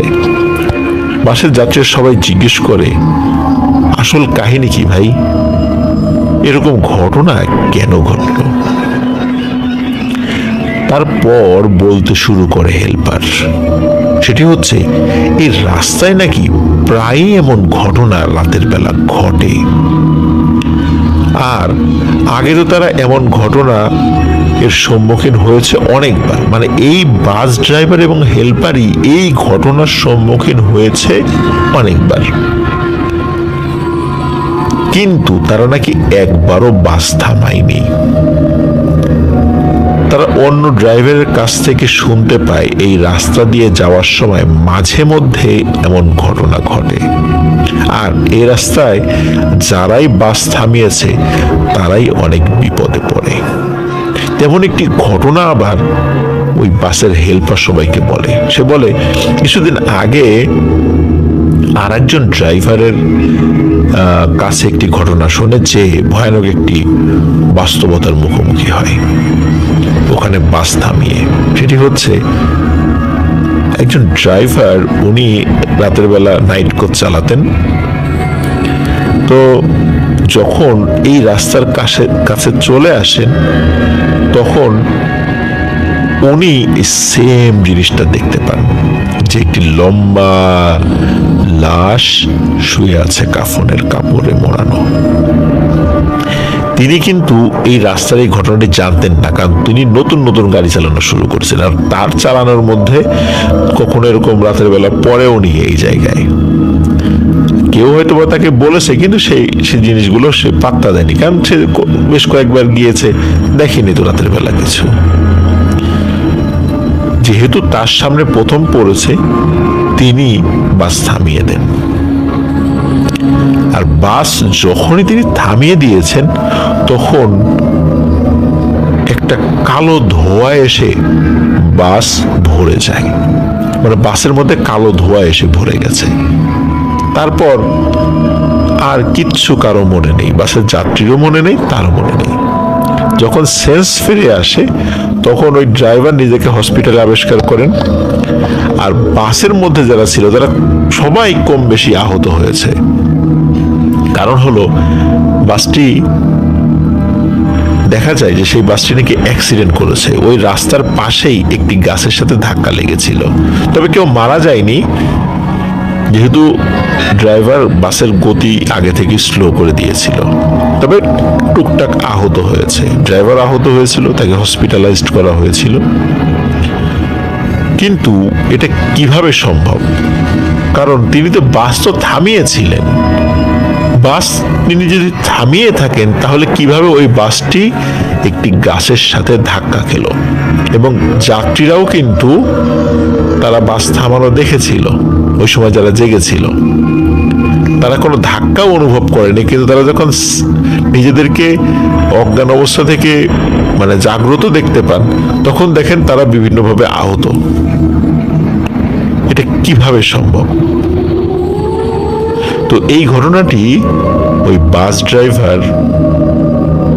ড্রাইভারকে বলেছিল, আর সেও সাবধান করে দেয় যে এমন কিছু যদি এই রাস্তায় কখনো দেখে, কোনোভাবেই যেন বাস না থামানো হয়। আর বাস ড্রাইভার এবং হেল্পাররা ওই সময় যাত্রীদেরকে ডাকাতের কথা বলেছিল এই কারণে, যাতে করে তারা যেন ভয় না পায়, তারা আগে থেকে যেন সাবধান হতে পারে। কারণ ডাকাতের কথা বললে অনেকে সাবধান হবে, কিন্তু প্যারানর্মাল কথা বললে এমনও হতে পারে যে বাসের মধ্যে থাকা মহিলারা, তারা একটু বেশি সেন্সিটিভ এসব বিষয়ে, তারা চিৎকার চেঁচামেচি করে অন্যদেরকেও ভয় পাইয়ে দিতে পারে, এবং তারা তো সেন্সলেস হয়েই যেতে পারে, এরই স্বাভাবিক। তো যাতে করে বাসের মধ্যে এরকম প্যানিক সৃষ্টি না হয়, এই জন্য তারা ওই সময় ডাকাত বলে। আর পরবর্তীতে ওই জায়গাটা পার হয়ে যাওয়ার পর কেউ যদি প্রশ্ন করে কি হয়েছিল, তখন মূল ঘটনাটি খুলে বলে। তো এই ঘটনাটা এক্সপিরিয়েন্স করার পর রাখি আক্তার আপুর মামা আর কখনো রাতে বাস ট্রাভেল করেনি। তবে ওনার মামা এর পরিচিত অনেকের সাথে এই সেম ঘটনা নাকি ঘটেছিল, যারা ওই সময় গোপালগঞ্জ থেকে ঢাকা যেত নাইট কোচে, তারা মাঝে মাঝে নাকি দৃশ্য দেখতে পেত। তবে উনি উল্লেখ করেছেন, মানে রাখি আক্তার আপু উল্লেখ করেছেন, রিসেন্ট 15 বছরের মধ্যে ওই জায়গাটাতে এমন কোনো ঘটনা নাকি ঘটার কোনো কাহিনী শোনা যায়নি। তবে ওই জায়গাটাতে এক্স্যাক্ট কোথায়, এটি সঙ্গত কারণ তিনি উল্লেখ করেননি। আমিও জানতে চাই না, আপনারাও জানতে চাইবেন না, এই কারণে। কারণ দেখা গেল যে ওই জায়গা যদি আপনারা জানেন, কেউ যদি গাড়ি ড্রাইভ মানে করতে থাকেন, হঠাৎ করে যদি চিন্তা করেন এই জায়গায় এই ঘটনা হয়, তাহলে কিন্তু চলার পথে আপনাদের চোখের সামনে হ্যালুসিনেশন হতে পারে, যেটা মোটেও ভৌতিক না, কিন্তু এই হ্যালুসিনেশনের কারণে গাড়ি দুর্ঘটনাও হতে পারে। তো এখন যেহেতু গোপালগঞ্জের রাস্তাঘাট অনেক উন্নত হয়েছে, রাস্তা প্রসারিত হয়েছে, যার কারণে অনেক পুরাতন ঝোপ জঙ্গল, বড় বড় গাছপালা, অনেক কিছু কেটে ফেলা হয়েছে। হতে পারে ওই জায়গার এই বট গাছ এগুলো কেটে ফেলা হয়েছে, যার কারণে এখন কিন্তু আগের মতো সেই ঘটনাগুলো ঘটে না। রাখি আক্তার আপু এটা উল্লেখ করেছেন যে রিসেন্টলি কানাডাতে ওনার সাথে এই টাইপের একটি ঘটনা ঘটেছে, যেটি উনি পরে আমাদেরকে পাঠাবেন। আমরা অপেক্ষায় থাকবো আপু আপনার সেই ঘটনার জন্য, যে ঘটনাটি আপনার সাথে ঘটেছিল। তো আপনি যেই ঘটনাটি পাঠিয়েছেন এই ঘটনার জন্য আপনাকে অসংখ্য ধন্যবাদ। আমরা চলে যাচ্ছি রাখি আক্তার আপুর পরবর্তী ঘটনায়। পরবর্তী ঘটনাটি রাখি আক্তার আপু আমাদেরকে দিয়েছেন যেভাবে সেভাবে আমি আমার নিজের মতো করে বলার চেষ্টা করছি প্রিয় লিসেনার্স। সেটি হচ্ছে এই ঘটনাটি মূলত উনি ওনার নানুর মুখ থেকে শুনেছিলেন। তো ওনার আম্মু মানে রাখি আক্তার আপুর আম্মু উনি ওনার মায়ের মুখ থেকে মানে রাখি আক্তার আপুর নানুর মুখ থেকে শুনেছিলেন। মানে এই ঘটনাটি একটা মানে বংশ পরম্পরায় ওনারা শুনে এসেছেন আর কি। আর ঘটনাটি এটি ওনার যে নানা বাড়ি গোপালগঞ্জ জেলার কোন একটি গ্রামের নামটি উনি উল্লেখ করেননি সঙ্গত কারণে। তো ওই নানু বাড়ির ওই গ্রামে ঘটেছিল। আর ঘটনাটি যার সঙ্গে ঘটেছিল সেটি হচ্ছে ওনার নানুর প্রতিবেশীর সাথে। ঘটনাটির সময়কাল অনেক আগের, এক্সাক্ট সাল তারিখ বলা সম্ভব নয়, তবে ওই সময় ওনার নানু ছোট ছিলেন। তাহলে বোঝা যাচ্ছে এটা প্রায় 70-80 বছর আগের একটি ঘটনা। তো ঘটনাটি ছিল এমন, ওই গ্রামে একজন লোক ছিলেন, তার নাম হচ্ছে মফিজ মিয়া। উনি মূলত একজন কৃষক ছিলেন, মানে কামলা বলতে আমরা যেটা বুঝি আর কি, না নিজের কোনো জমি জমা নেই, অন্যের জমিতে উনি দিনমজুর হিসাবে কাজ করেন। তো মফিজ মিয়া কাজের জন্য দূরের একটি গ্রামে যায়। 1 মাস থাকবে বলে যায় তার ওয়াইফের কাছে। তার গ্রামে ওই সময়ে কোনো কাজ ছিল না। মূলত তিনি ছিলেন একজন কামলা বা দিন মজুর। আর গ্রামে কাজ না থাকার কারণে উনি মূলত বাইরের গ্রামে গিয়েছিলেন। আর বাইরের গ্রামে গেলে সাধারণত 3 সপ্তাহ বা 1 মাস বা আরো বেশি সময়ের আগে মফিজ মিয়া সাধারণত বাড়িতে ফিরে আসে না। অদ্ভুত ব্যাপার হলো 1 সপ্তাহ পর তিনি ফিরে আসেন। তার ওয়াইফ তাকে দেখে কিছুটা অবাক হয়, আবার খুশিও হয়, যেহেতু তিনি খুব জলদি ফিরে এসেছেন। তো মফিজ মিয়ার ওয়াইফ ছিলেন প্রেগনেন্ট, আর তার একটি ছেলে এবং মেয়েও ছিল। তারা অবশ্য ছোট ছোট ছিল, একজনের বয়স 7-8 বছর, আর একজনের বয়স 3-4 বছর এরকম আর কি। তো মফিজ মিয়া কিন্তু দিনের বেলা ফিরে এসেছিলেন বিকালের দিকে। তো তার ওয়াইফ তাকে রাতের খাবার খেতে বললে তিনি বলেন তিনি কিছু খাবেন না, তার খুব ঘুম পাচ্ছে, অনেকটা পথ তিনি হেঁটে এসেছেন এই জন্য। তার ওয়াইফ একটা বিষয় লক্ষ্য করে যে তার হাজবেন্ড মানে মফিজ মিয়া সে খুব কম কথা বলছে। তার ওয়াইফ বলে, মানে যেহেতু উনি প্রেগনেন্ট ছিলেন একটু টক খেতে তার ইচ্ছা করতো। তার ওয়াইফ বলে যে তার খুব তেঁতুল খেতে ইচ্ছা করছে, কাল সকালে যেন মফিজ মিয়া তাকে তেঁতুল পেড়ে দেয়। বাড়ির পাশেই গাছ ছিল, একদম তাদের নিজেদেরই আর কি। তো মফিজ মিয়া বলে যে পরের দিন সকালে আনবো, তো অনেক দেরি, তুমি বউ তুমি খেতে চেয়েছো, তো এক্ষুনি আমি তেঁতুল পেড়ে দিব। তো মফিজ মিয়ার ওয়াইফ বলে না না এক্ষুনি লাগবে না, তো কালকে সকালে দিলেই হবে, এখনই দিতে কে বলছে? বলে না না আমি এখনই দিব, তুমি ঘরের মধ্যে বসো, আমি তেঁতুল পেড়ে নিয়ে আসি। তো সে যখন তেঁতুল পাড়ার জন্য ঘর থেকে বের হয়েছে, তো মফিজ মিয়ার আচার আচরণ কথাবার্তা শুনে মফিজ মিয়ার ওয়াইফের কিন্তু বেশ অবাক লাগে এবং সন্দেহও হয়। যে রাতের বেলা কেউ তেঁতুল গাছে ওঠে। আর মফিজ মিয়া এমনিতে একটু ভীতু প্রকৃতির মানুষ ছিলেন, উনি এই জিন ভূত এগুলা খুব ভয় পেতেন। তো রাতের বেলা মফিজ মিয়া যে তেঁতুল গাছে উঠে তেঁতুল পারবেন, এটা ছিল তার ওয়াইফের কাছে মানে অকল্পনীয় একটি বিষয়। এটা তার স্বামীর আচার আচরণ এবং তার স্বভাবের সম্পূর্ণ বিপরীত। তিনি চিন্তা করেন, দেখি যে তার মানে স্বামী কোথায় যায়, সে একটু দেখার জন্য সেরকম চিন্তা করছে যে দেখি আমার হাজবেন্ড কোথায় যায়। তখন তিনি ঘরের মধ্যে থেকে লুকিয়ে উনি ওই যেহেতু তেঁতুল গাছটা বাড়ির উঠোনের পাশেই আর কি, জানালার পাশ দিয়ে তিনি দেখছিলেন যে তার হাজবেন্ড কোথায় যায়। এখন বাহিরে যতটুকু চাঁদের আলো ছিল, ওই চাঁদের আলোতে দেখেছিলেন যে মফিজ মিয়া কিছু দূর এগিয়ে গিয়েই মানে তেঁতুল গাছে সে আর ওঠেনি, কারণ তেঁতুল গাছের নিচ দিকে তেঁতুল কম ছিল।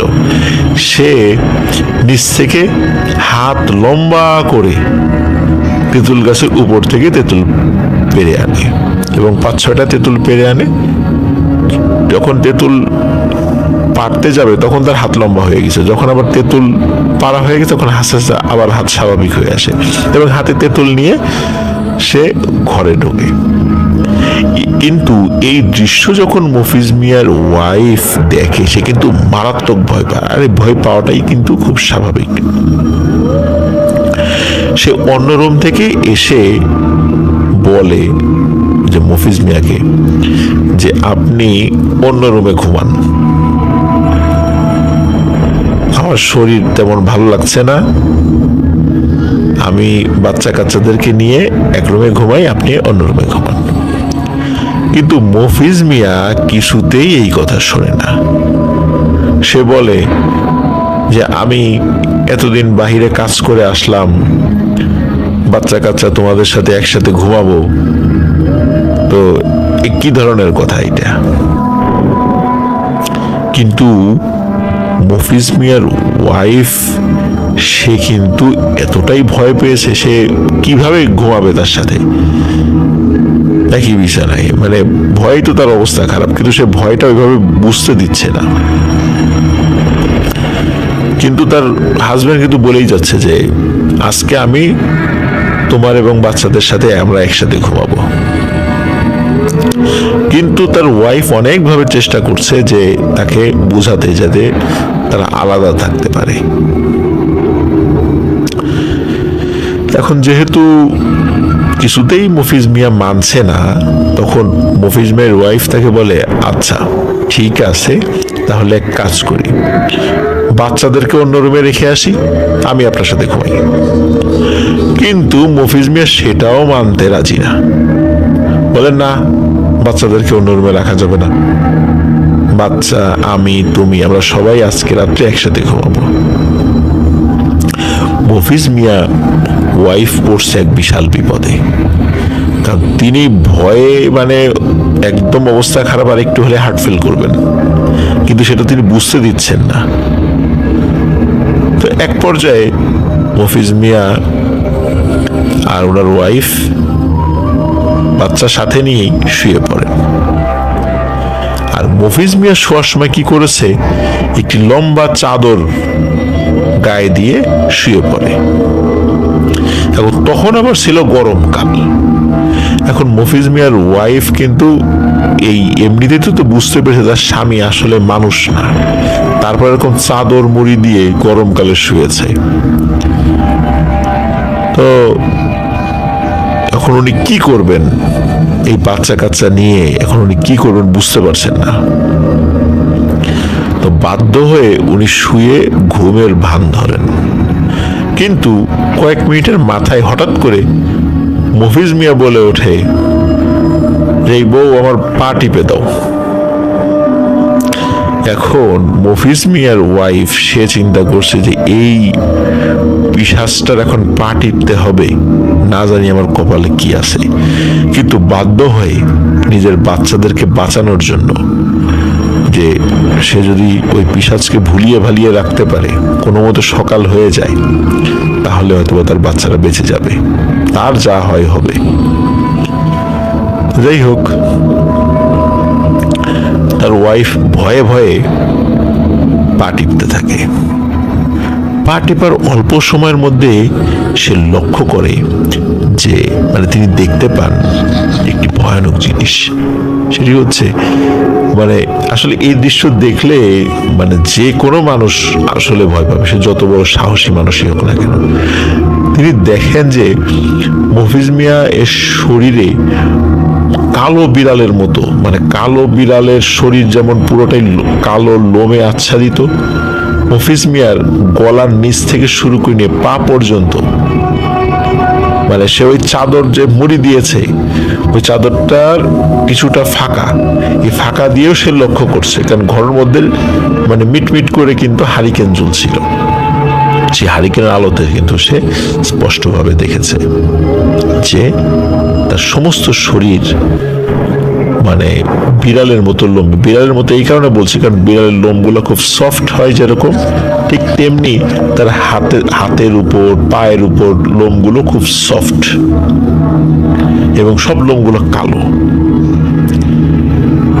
তিনি আরো একটি জিনিস যখন দেখেন তখন ভয় ওনার একদম মাত্রাতিরিক্ত হয়ে যায়। তিনি দেখেন যে মফিজ মিয়া তো মূলত লুঙ্গি পরা ছিল আর চাদর গায়ে দেয়া। তিনি দেখেন যে কি যেন একটা মফিজ মিয়ার পেছন দিকে নড়ছে। তিনি একটু ভালো করে লক্ষ্য করেন যে যেই জিনিসটি নড়ছে সেটি হচ্ছে একটি বিশাল আকৃতির লেজ, যেমন হনুমানের বড় লেজ থাকে ঠিক তেমনি এটি হচ্ছে ওই মফিজ মিয়া রূপী ওই ভয়ানক পিশাচটির একটি লেজ, যে লেজটি নড়ছে, এক পাশ থেকে আরেক পাশ নড়ছে। তো এখন এই দৃশ্য দেখার পর মফিজ মিয়ার ওয়াইফ উনি এতটাই ভয় পেয়েছেন, কিন্তু ভয়টা যতটা না উনি ওনার নিজের জন্য পেয়েছেন তার থেকে পেয়েছেন উনি ওনার দুটো বাচ্চার জন্য। কারণ হচ্ছে যে ওনার যা হয় হবে, এই বাচ্চাদের যদি এই পিশাচটা কি কোনো ক্ষতি করে তাহলে কি হবে। এই জন্য উনি সর্বোচ্চ চেষ্টা করছিলেন যে কোনোভাবে এই বাচ্চা নিয়ে ঘর থেকে বের হওয়া যায় কিনা। তখন ওনার মাথায় একটি বুদ্ধি আসে। তখন তিনি তার ওই পাশে শুয়ে থাকা মফিজ মিয়া রূপী ওই পিশাচটিকে বলে যে ওগো শুনছো, এখন এদেরকে তো বাহিরে গিয়ে ওরা তো ঘুমাতে যাওয়ার আগে তো বাচ্চা মানুষ মানে পেশাব করেনি, ওদেরকে বাহির থেকে এই কাজটি করিয়ে আনতে হবে, তা না হলে তো বিছানায় পেশাব করে দেবে, অনেক ঝামেলা হবে। এখন মফিজ মিয়া রূপী ওই পিশাচটি বলে না না না, এগুলো করার দরকার নেই, এত রাতের বেলা বাইরে নিয়ে কি হবে, থাক। কিন্তু মফিজ মিয়ার ওয়াইফ কিন্তু সে চেষ্টা চালিয়ে যাচ্ছিল যে কোনোভাবে এই কাজটি করানোর জন্য তার দুই বাচ্চাকে ঘরের বাহিরে আনা যায় কিনা। অনেক কষ্টে তার মেয়েকে ডেকে তোলে, মানে মফিজ মিয়া রূপে পিশাচের নিষেধ সত্ত্বেও তার মেয়েকে ডেকে তোলে। তার মেয়ে বলে হ্যাঁ মা চলো বাইরে যাই। তখন ওরা ছেলেকেও ডাকে, মফিজ মিয়ার ওয়াইফ। অনেক সে ছেলের ঘুম ভাঙেই না, আর যখন ঘুম ভাঙছিল না তখন মফিজ মিয়া গর্জন করে ওঠে। সেটা স্বাভাবিক কথা না, এই এত বারবার কেন তাকে ডাকতেছ, এত ডাকাডাকির কি হয়েছে, সে উঠবে না, তাকে এত ডাকাডাকির কি।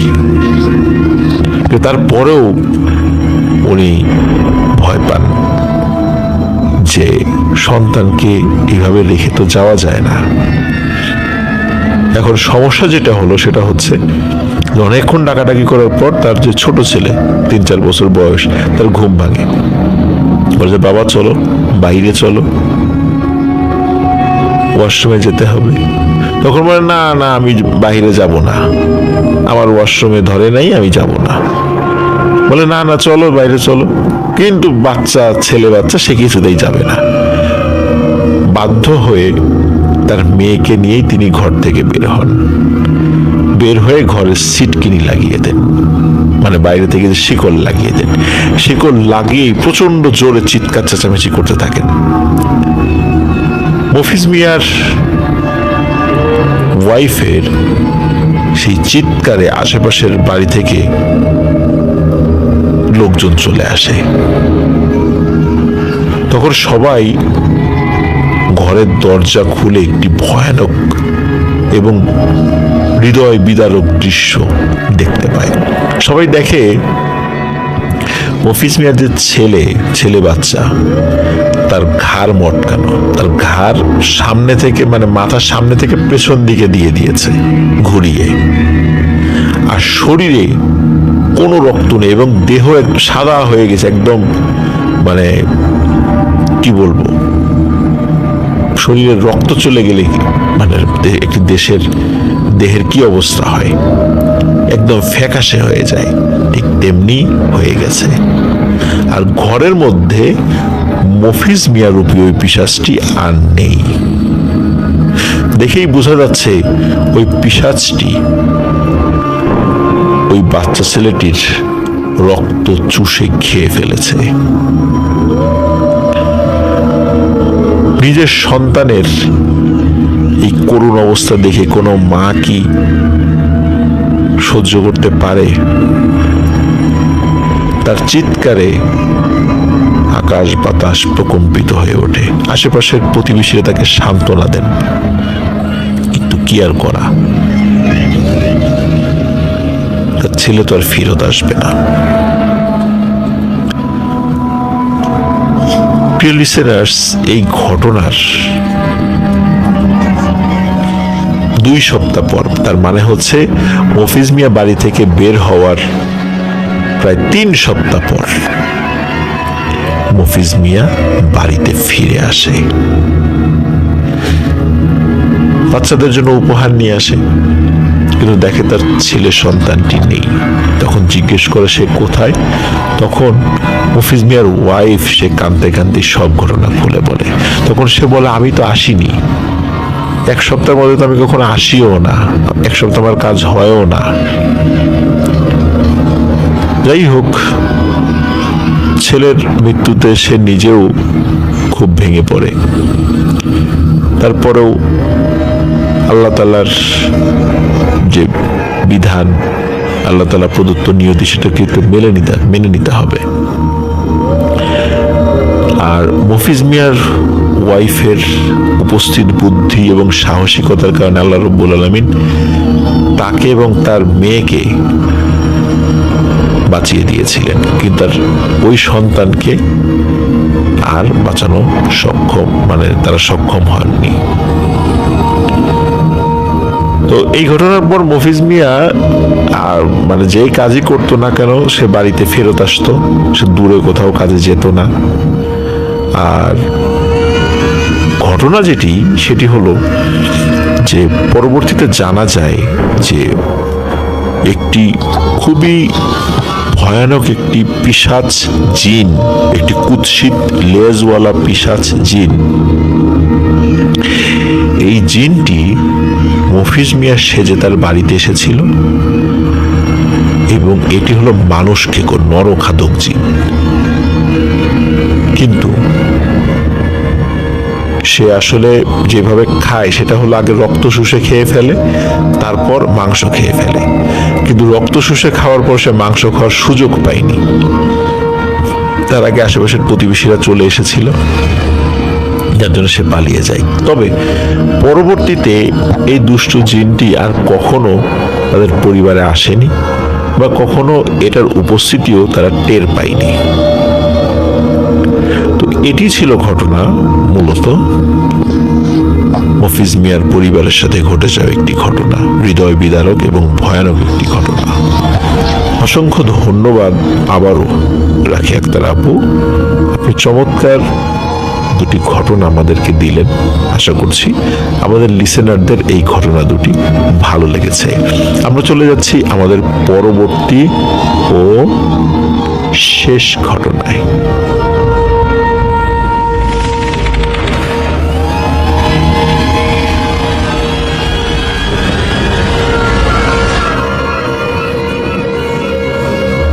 প্রিয় লিসেনার্স, এখন যে ঘটনাটি আমি আপনাদের সাথে শেয়ার করব ইনশাল্লাহ, এই ঘটনাটি আমাদেরকে পাঠিয়েছেন ডাক্তার আহসান হাবিব ভাই।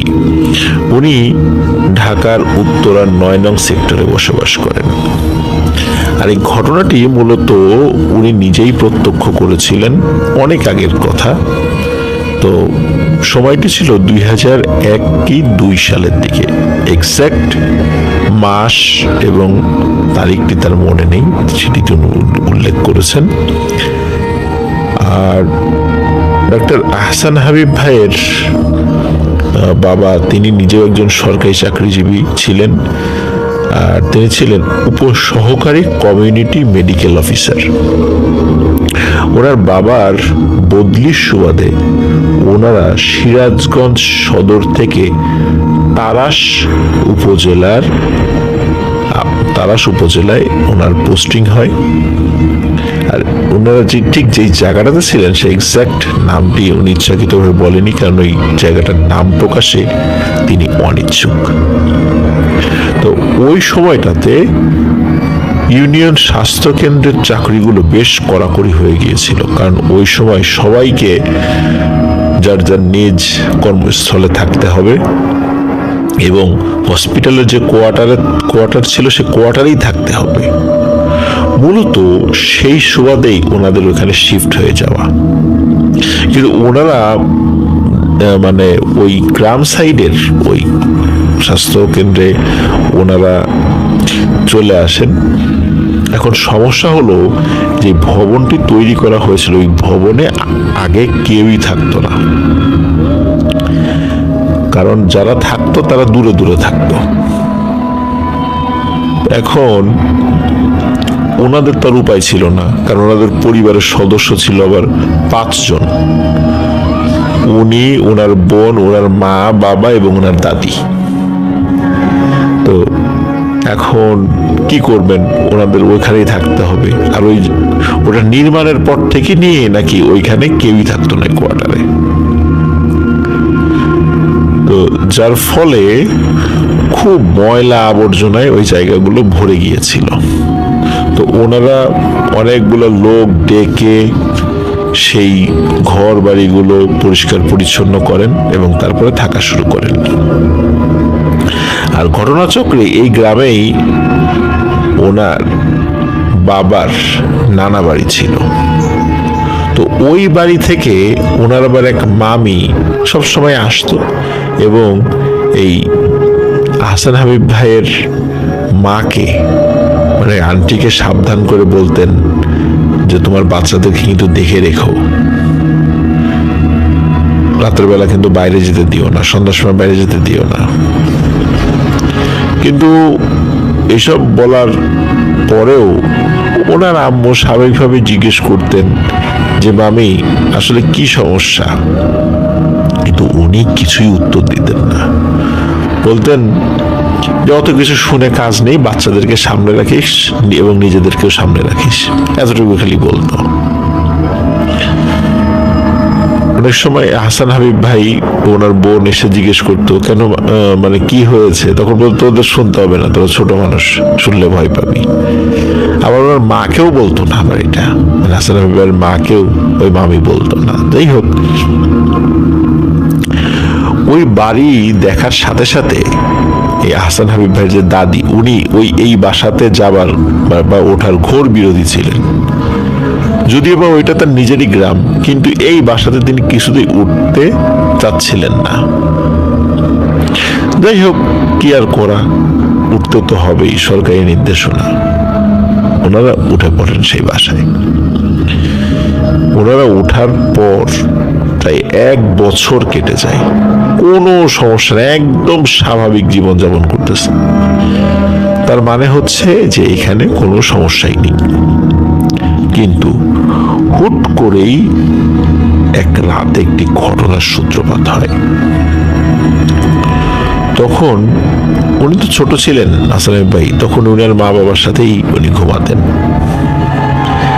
একদিন রাতে ওনার ওয়াশরুমে যাবার প্রয়োজন পড়ে এবং এই কারণে তিনি ঘুম থেকে উঠে ওনার আম্মুকে ডাকেন এখানে একটা বিষয় বলে রাখি, সেটা হচ্ছে ওই কোয়ার্টারগুলো ছিল পুরনো ধাঁচে তৈরি।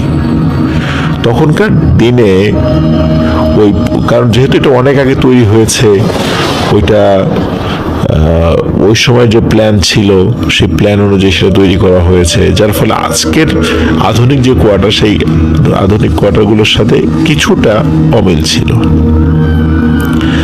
আর ওই সময়ে ওই কোয়ার্টারে ওয়াশরুম এবং গোসলখানা এই দুটো আলাদা আলাদা করে রাখা ছিল। আর কোয়ার্টারের ভেতরের দিকে বেশ খানিকটা ফাঁকা জায়গা ছিল, আর ওই ফাঁকা জায়গার ওখানে একটি টিউবওয়েল ছিল। আবার টিউবওয়েলের ওখানেও একটি গোসলখানা ছিল এবং একটি ওয়াশরুম ছিল। আর ওই টিউবওয়েলটার ঠিক কাছেই, মানে যদিও ওই ইয়েটা দেয়াল দিয়ে ঘেরা, ওই উপজেলা স্বাস্থ্য কেন্দ্র, কিন্তু ওই দেয়ালের মধ্যেই ওই কলপারের কাছে দুটি বড় বড় কাঁঠাল গাছ ছিল।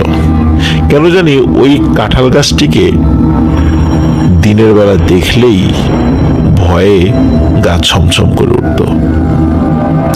তো যাই হোক, যেহেতু কলটা বাইরে, তো ওনাকে ওয়াশরুমে নিয়ে যাওয়ার পর ওর আম্মু বলে যে চলো কলে যাই,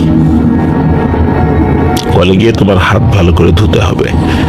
তো ওনার আম্মুর সাথে ওনারা কলপাড়ে যান। তো সরাসরি ওনাদের চোখ পড়ে যায় যখন ওই টিউবওয়েলের দিকে, তখন দুজন একসাথেই একটি অদ্ভুত বিষয় দেখতে পান। তারা দেখতে পান তিনজন ছোট ছোট বাচ্চা, আর বাচ্চাদের মানে এক্সাক্ট বয়স কেমন হবে তা বোঝা যাচ্ছিল না। আর ওরা যে ঠিক কি ধরনের জামা কাপড় পরেছিল সেটাও উনি মনে করতে পারেননি। তো যাই হোক, অদ্ভুত ব্যাপার হলো এই প্রত্যেকটি বাচ্চা, এরা ছিল উজ্জ্বল এবং মনে হচ্ছে আশেপাশের বেশ কিছুটা জায়গা তারা আলোকিত করে ফেলেছে। মনে হচ্ছে ওদের গায়ের মধ্য থেকেই আলো বের হচ্ছিল। কিন্তু অদ্ভুত ব্যাপার হলো যে, হয় না যে এরকম ঘটনাগুলো দেখলে বা এই ধরনের জিনিসগুলো সামনে আসলে আমরা দেখি তাদের ভয়ানক চেহারা, পিশাচের মতো চেহারা, চোখ বড় বড় লাল টকটকে, মাথা অনেক বড়, মাথায় শিং আছে, বড় বড় দাঁত, এরকম না, কিন্তু খুবই সুন্দর চেহারা। স্বাভাবিক মানুষের মধ্যে সুন্দর মানুষ হয় না, ঠিক তেমনই আর কি, কিন্তু কোনো ভয়ঙ্করের কিছু নাই। যখন আহসান হাবিব ভাই এবং ওনার আম্মু তারা যখন এই জিনিসটা দেখেন, তারা ওই জায়গাতেই দাঁড়িয়ে যান, এক পাওয়ার আগাননি। পিছন দিকে ঘুরে দৌড় দেবেন কি দেবেন না ওনার আম্মু তার বাচ্চাকে নিয়ে, মানে আহসান হাবিব ভাইকে নিয়ে, সেটি হয়তো তারা বুঝতে পারছিলেন না। ঘটনার আকস্মিকতায় তারা একজন স্তম্ভিত হয়ে যান। আর ওই সময় হাসান হাবিব ভাই জোরে এক চিৎকার দিতে যাবেন এবং কিছুটা চিৎকার করেও ফেলেছিলেন হালকা করে। তখন হাসান হাবিব ভাইয়ের মা ওনার মুখ চেপে ধরেন এবং ওনাকে পেছন দিক থেকে টেনে ঘরের মধ্যে নিয়ে আসা শুরু করেন। কিন্তু উনি আবার কোনো দিক থেকেই, মানে কোনোভাবেই ওই কলপারে থাকা ওই তিনটি বাচ্চার দিক থেকে চোখ ফেরাতে পারছিলেন না। উনি যখন হালকা করে চিৎকার দিয়েছিলেন, ওই হালকা চিৎকারটা ওদের কানে চলে গিয়েছিল। তোরা সবাই একসাথে ওদের দিকে তাকায়। তাকানোর পরে অদ্ভুত ব্যাপার হলো, ওরা তো আকারে বেশ ছোট ছিল, বানর যেভাবে লাফিয়ে লাফিয়ে উঁচু জায়গায় উঠতে পারে, এই তিনটা বাচ্চা এক লাফে যে কল চাপছিল সে কলের মাথার উপর উঠে দাঁড়ায়। আজব ব্যাপার। আমরা নর্মালি কি দেখি যে তারা এক লাফে চলে গিয়েছে, হ্যাঁ গিয়েছে, বাট আগে কি হয়েছে, তার তিনজন একসাথে কলের মাথার উপর উঠে দাঁড়ায়। এটা কিন্তু স্বাভাবিক যদি মানুষ তারা হতো তাহলে কি এটা সম্ভব ছিল? কলের মাথার উপর কি তিনজন উঠে দাঁড়ানো সম্ভব? তো তারপর কি হলো, সেখান থেকে লাফ দিয়ে নিচে নেমে প্রথমে সেই কাঁঠাল গাছে তারা উঠলো এবং ওঠার পর আবার লাফ দিয়ে দেয়াল টপকে তারা চলে গেল। যেহেতু হাসান হাবিব ভাই এবং ওনার আম্মুর সাথে ছিল, তারা দুজন তাড়াতাড়ি ঘরে ঢুকে যায় এবং হাসান হাবিব ভাই তার আব্বুকে ডাকে। তার আব্বু আসে, টর্চ লাইট নিয়ে আসে, কিন্তু আশেপাশে কাউকে আর খুঁজে পাওয়া যায় না। প্রিয় লিসেনার্স, আমরা নর্মালি কি দেখি, এই ধরনের ভয়ের ঘটনা ঘটার পর সবার জ্বর আসে, তাই না? তো এই ক্ষেত্রে কিন্তু ওই হাসান হাবিব ভাই এবং ওনার আম্মুর কিছুই হয়নি, একদম স্বাভাবিক। কিছুদিন পরে এই ঘটনাটি যথারীতি তারা ভুলতেই বসেছিলেন, কিন্তু তখন ভুলতে বসলে ওই ঘটনার পর থেকে তারা অনেক সাবধান হয়ে যান রাতের বেলা বা সন্ধ্যার দিকে বা সন্ধ্যার পরে অহেতুক কারণে ঘর থেকে বের হতে, কারণ ওই কোয়ার্টারে তারা ছাড়া আর কেউই ছিল না। এরপরে এর মূল ঘটনার এই অল্প কয়েকদিন পরে আরো একটি ঘটনা ঘটে, কিন্তু সেটা ঘটে সন্ধ্যার দিকে। তখন হাসান হাবিব ভাই ওনাদের কোয়ার্টারের ডাইনিং স্পেসে বসে লেখাপড়া করছিলেন, ওনার আম্মু রান্নাঘরে রান্না করছিলেন, আর ওনাকে মাঝে মাঝে এসে পড়া দেখিয়ে দিয়েছিলেন। আর হাসান হাবিব ভাইয়ের আপু এবং তার দাদি ছিলেন তার দাদির রুমে। এর মাঝে কোনো একটা কাজে ওনার আম্মু রান্নাঘর থেকে ডাইনিং স্পেস ক্রস করে অন্য ঘরে চলে যায়, কিন্তু তিনি তখনও পড়ছিলেন, মানে হাসান হাবিব ভাই কিন্তু তখনও পড়ছিলেন। তখন হাসান হাবিব ভাই স্পষ্টভাবে বুঝতে পারেন যে কেউ একজন ডাইনিং স্পেসে ঢুকছে, কিন্তু একটু আগে তিনি দেখেছেন তার মা ডাইনিং স্পেস থেকে বের হচ্ছে। এই কারণে তিনি প্রথমে ভেবেছিলেন তার আম্মুই বোধ হয় আবার ডাইনিং স্পেসে দিকে ঢুকছে বা যাচ্ছে সেদিকে। তখন সে তার আম্মুকে আম্মু বলে ডাক দেয়, আম্মু এদিকে আসো, ওই যে পড়া দেখানোর জন্য। কোন একটা পড়া হয়তো তার বুঝতে অসুবিধা হচ্ছিল, কিন্তু যখনই সে আম্মু বলে ওই জিনিসটাকে ডাক দিয়েছে, ওই জিনিসটা তখন তার দিকে ঘুরে তাকায়। তখন দেখতে পায় যে আরে এটা কি, এটা তো আমার আম্মু না, এটা কি ছেলে না মেয়ে কিছুই বোঝা যাচ্ছে না, মানে এটা না পুরুষ না মহিলা, আজব এক ধরনের চেহারা, এবং এই টাইপের চেহারার লোক কখনো সে আগে কখনো দেখেনি। প্রিয় লিসেনার্স, আপনারা হয়তো মনে করতে পারেন সেটা হয়তো বা হিজড়া কিনা, না হিজড়া না, এটি ওই বাড়িতে থাকা ভয়ানক একটি জিন। দীর্ঘদিন ওই বাড়ি পরিত্যক্ত থাকার কারণে সেখানে এই দুষ্টু জিনেরা আস্তানা গেড়েছিল, এই কারণে সেখানে এই ধরনের ঘটনাগুলো ঘটছিল। আর যখনই হাসান হাবিব ভাই দেখলেন যে ওই অবয়ব বা ওই মানুষটাকে বা মানুষরূপী জিনকে চেনে না, তখন সে চিৎকার দিয়ে ওঠে।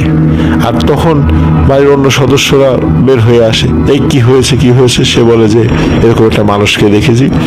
বাড়ির সবাই মনে করে চোর, এই মনে করে দ্রুত তারা আশেপাশে দেখতে থাকে, কিন্তু কাউকে খুঁজে পাওয়া যায় না। এই ঘটনা ঘটার পর ওনার আম্মু ওনার নানাকে বিষয়টি খুলে বলেন। ওনার নানা আবার একজন অবসরপ্রাপ্ত পুলিশ কর্মকর্তা ছিলেন। চাকরি জীবন শেষে তিনি মহল্লাবাসীর অনুরোধে স্থানীয় একটি মসজিদে মুয়াজ্জিন হিসাবে নিযুক্ত হন। তো ওনাকে জানানোর পর উনি একজন হুজুর নিয়ে ওনার বাসায় আসেন, এবং হুজুর এসে যেটা বললেন সেটি হচ্ছে যে ওনাদের বাসায় খারাপ জিনের উপদ্রব হয়েছে। তিনি বাড়ির সবাইকে আল্লাহর কালাম দিয়ে ঝাড়ফুঁক করে দেন, দোয়া করে দেন, এবং ওনাদের বাসাটা বন্ধ করে দেন। সবচেয়ে মজার একটি বিষয় তিনি উল্লেখ করেছেন, এই কাহিনীগুলোর কোনোটাই ওনার আম্মু ওনার সামনে স্বীকার করতেন না, সবসময় বলতেন যে তিনি ভুল দেখেছেন। কিন্তু আরো একটি মজার বিষয় হলো, হাসান হাবিব ভাই কিন্তু তার আম্মুকে অন্য মানুষদের সাথে এই ঘটনাটি শেয়ার করতে শুনেছেন। তার মানে হচ্ছে তিনি তার হাসান হাবিব ভাইকে সাহস দিতেন, মা হিসাবে ছেলেকে সাহস দিতেন যাতে সে ভয় না পায়। আরেকটা মজার ব্যাপার হচ্ছে যে ওই যে হুজুর, তিনি হাসান হাবিব ভাইকে তাবিজের পাশাপাশি একটি নির্দিষ্ট পরিমাণ আকাশি রঙের সুতা দিয়েছিলেন এবং এটি খাটের একটি বিশেষ জায়গায়, যেই দিকে মাথা দিয়ে তিনি শুয়ে থাকেন সেই জায়গায় মশারি স্ট্যান্ডের সাথে 6 মাস বেঁধে রাখতে বলেছিলেন। ঠিক 6 মাস পর যখন সুতোটি খোলা হয় তখন দেখা যায় সুতোটি সেই আগের পরিমাপে নেই, অনেকটাই ছোট হয়ে গেছে। তার মানে বোঝা যাচ্ছে যে ওই বাড়িতে দুষ্টু জিনের উপদ্রব রয়েছে। তা না হলে সুতোটি ছোট হয়ে যেত না। সুতো ছোট হওয়ার ব্যাপারটি এটা আমি নিজেও শুনেছি যে কারোর উপর যদি জিনের প্রভাব থাকে তাহলে নির্দিষ্ট পরিমাণ সুতা দিয়ে তাকে ঝাড়ফুঁক করার কিছু সময় পর দেখা যায় সুতোটি ছোট হয়ে গেছে অথবা বড় হয়ে গেছে, এরকম দুইটার একটা হয়। প্রিয় লিসেনার্স, এই ঘটনা থেকে কিন্তু আমরা একটি বিষয় জানতে পারলাম, সেটি হচ্ছে যে ঘর বাড়ি অকারণে পরিত্যক্ত করে রাখা উচিত নয়। আর পরিত্যক্ত থাকা বাড়িতে, দীর্ঘদিন ধরে পরিত্যক্ত রয়েছে এমন বাড়িতেও আসলে থাকতে যাওয়া উচিত নয়। কারণ বিভিন্ন পরিত্যক্ত বাড়িগুলোতে জিনেরাও, শুধু খারাপ জিন না, ভালো জিনেরাও তারাও সেখানে থাকতে পারে। আর কখনো কখনো জিনেরা নিজের অনিচ্ছাই মানুষের সামনে চলে আসে, মানুষ দেখে ফেলে, তারা হয়তো বা নিজেরাও বুঝে নেই যে মানুষ তাদেরকে দেখেছে। আর কেউ কেউ ইচ্ছাকৃতভাবে ভয় দেখানোর জন্য সামনে আসে। তো পরিত্যক্ত বাড়ি বা দীর্ঘদিন ধরে অব্যবহৃত বাড়িগুলোর বিষয়ে আমরা সতর্ক থাকবো, সেখানে অন্তত যদি আমাদেরকে থাকতে বলা হয়। কারণ ফাঁকা বাড়ি পড়ে থাকলে সেখানে জিন পরীরা আশ্রয় গ্রহণ করে। সুতরাং আমরা এই বিষয়ে সতর্ক থাকবো। প্রিয় লিসেনার্স, আশা করি আমাদের ঘটনা আপনাদের ভালো লেগেছে। ঘটনা ভালো লাগলে লাইক, কমেন্ট ও শেয়ার করে আমাদের সাথে থাকুন।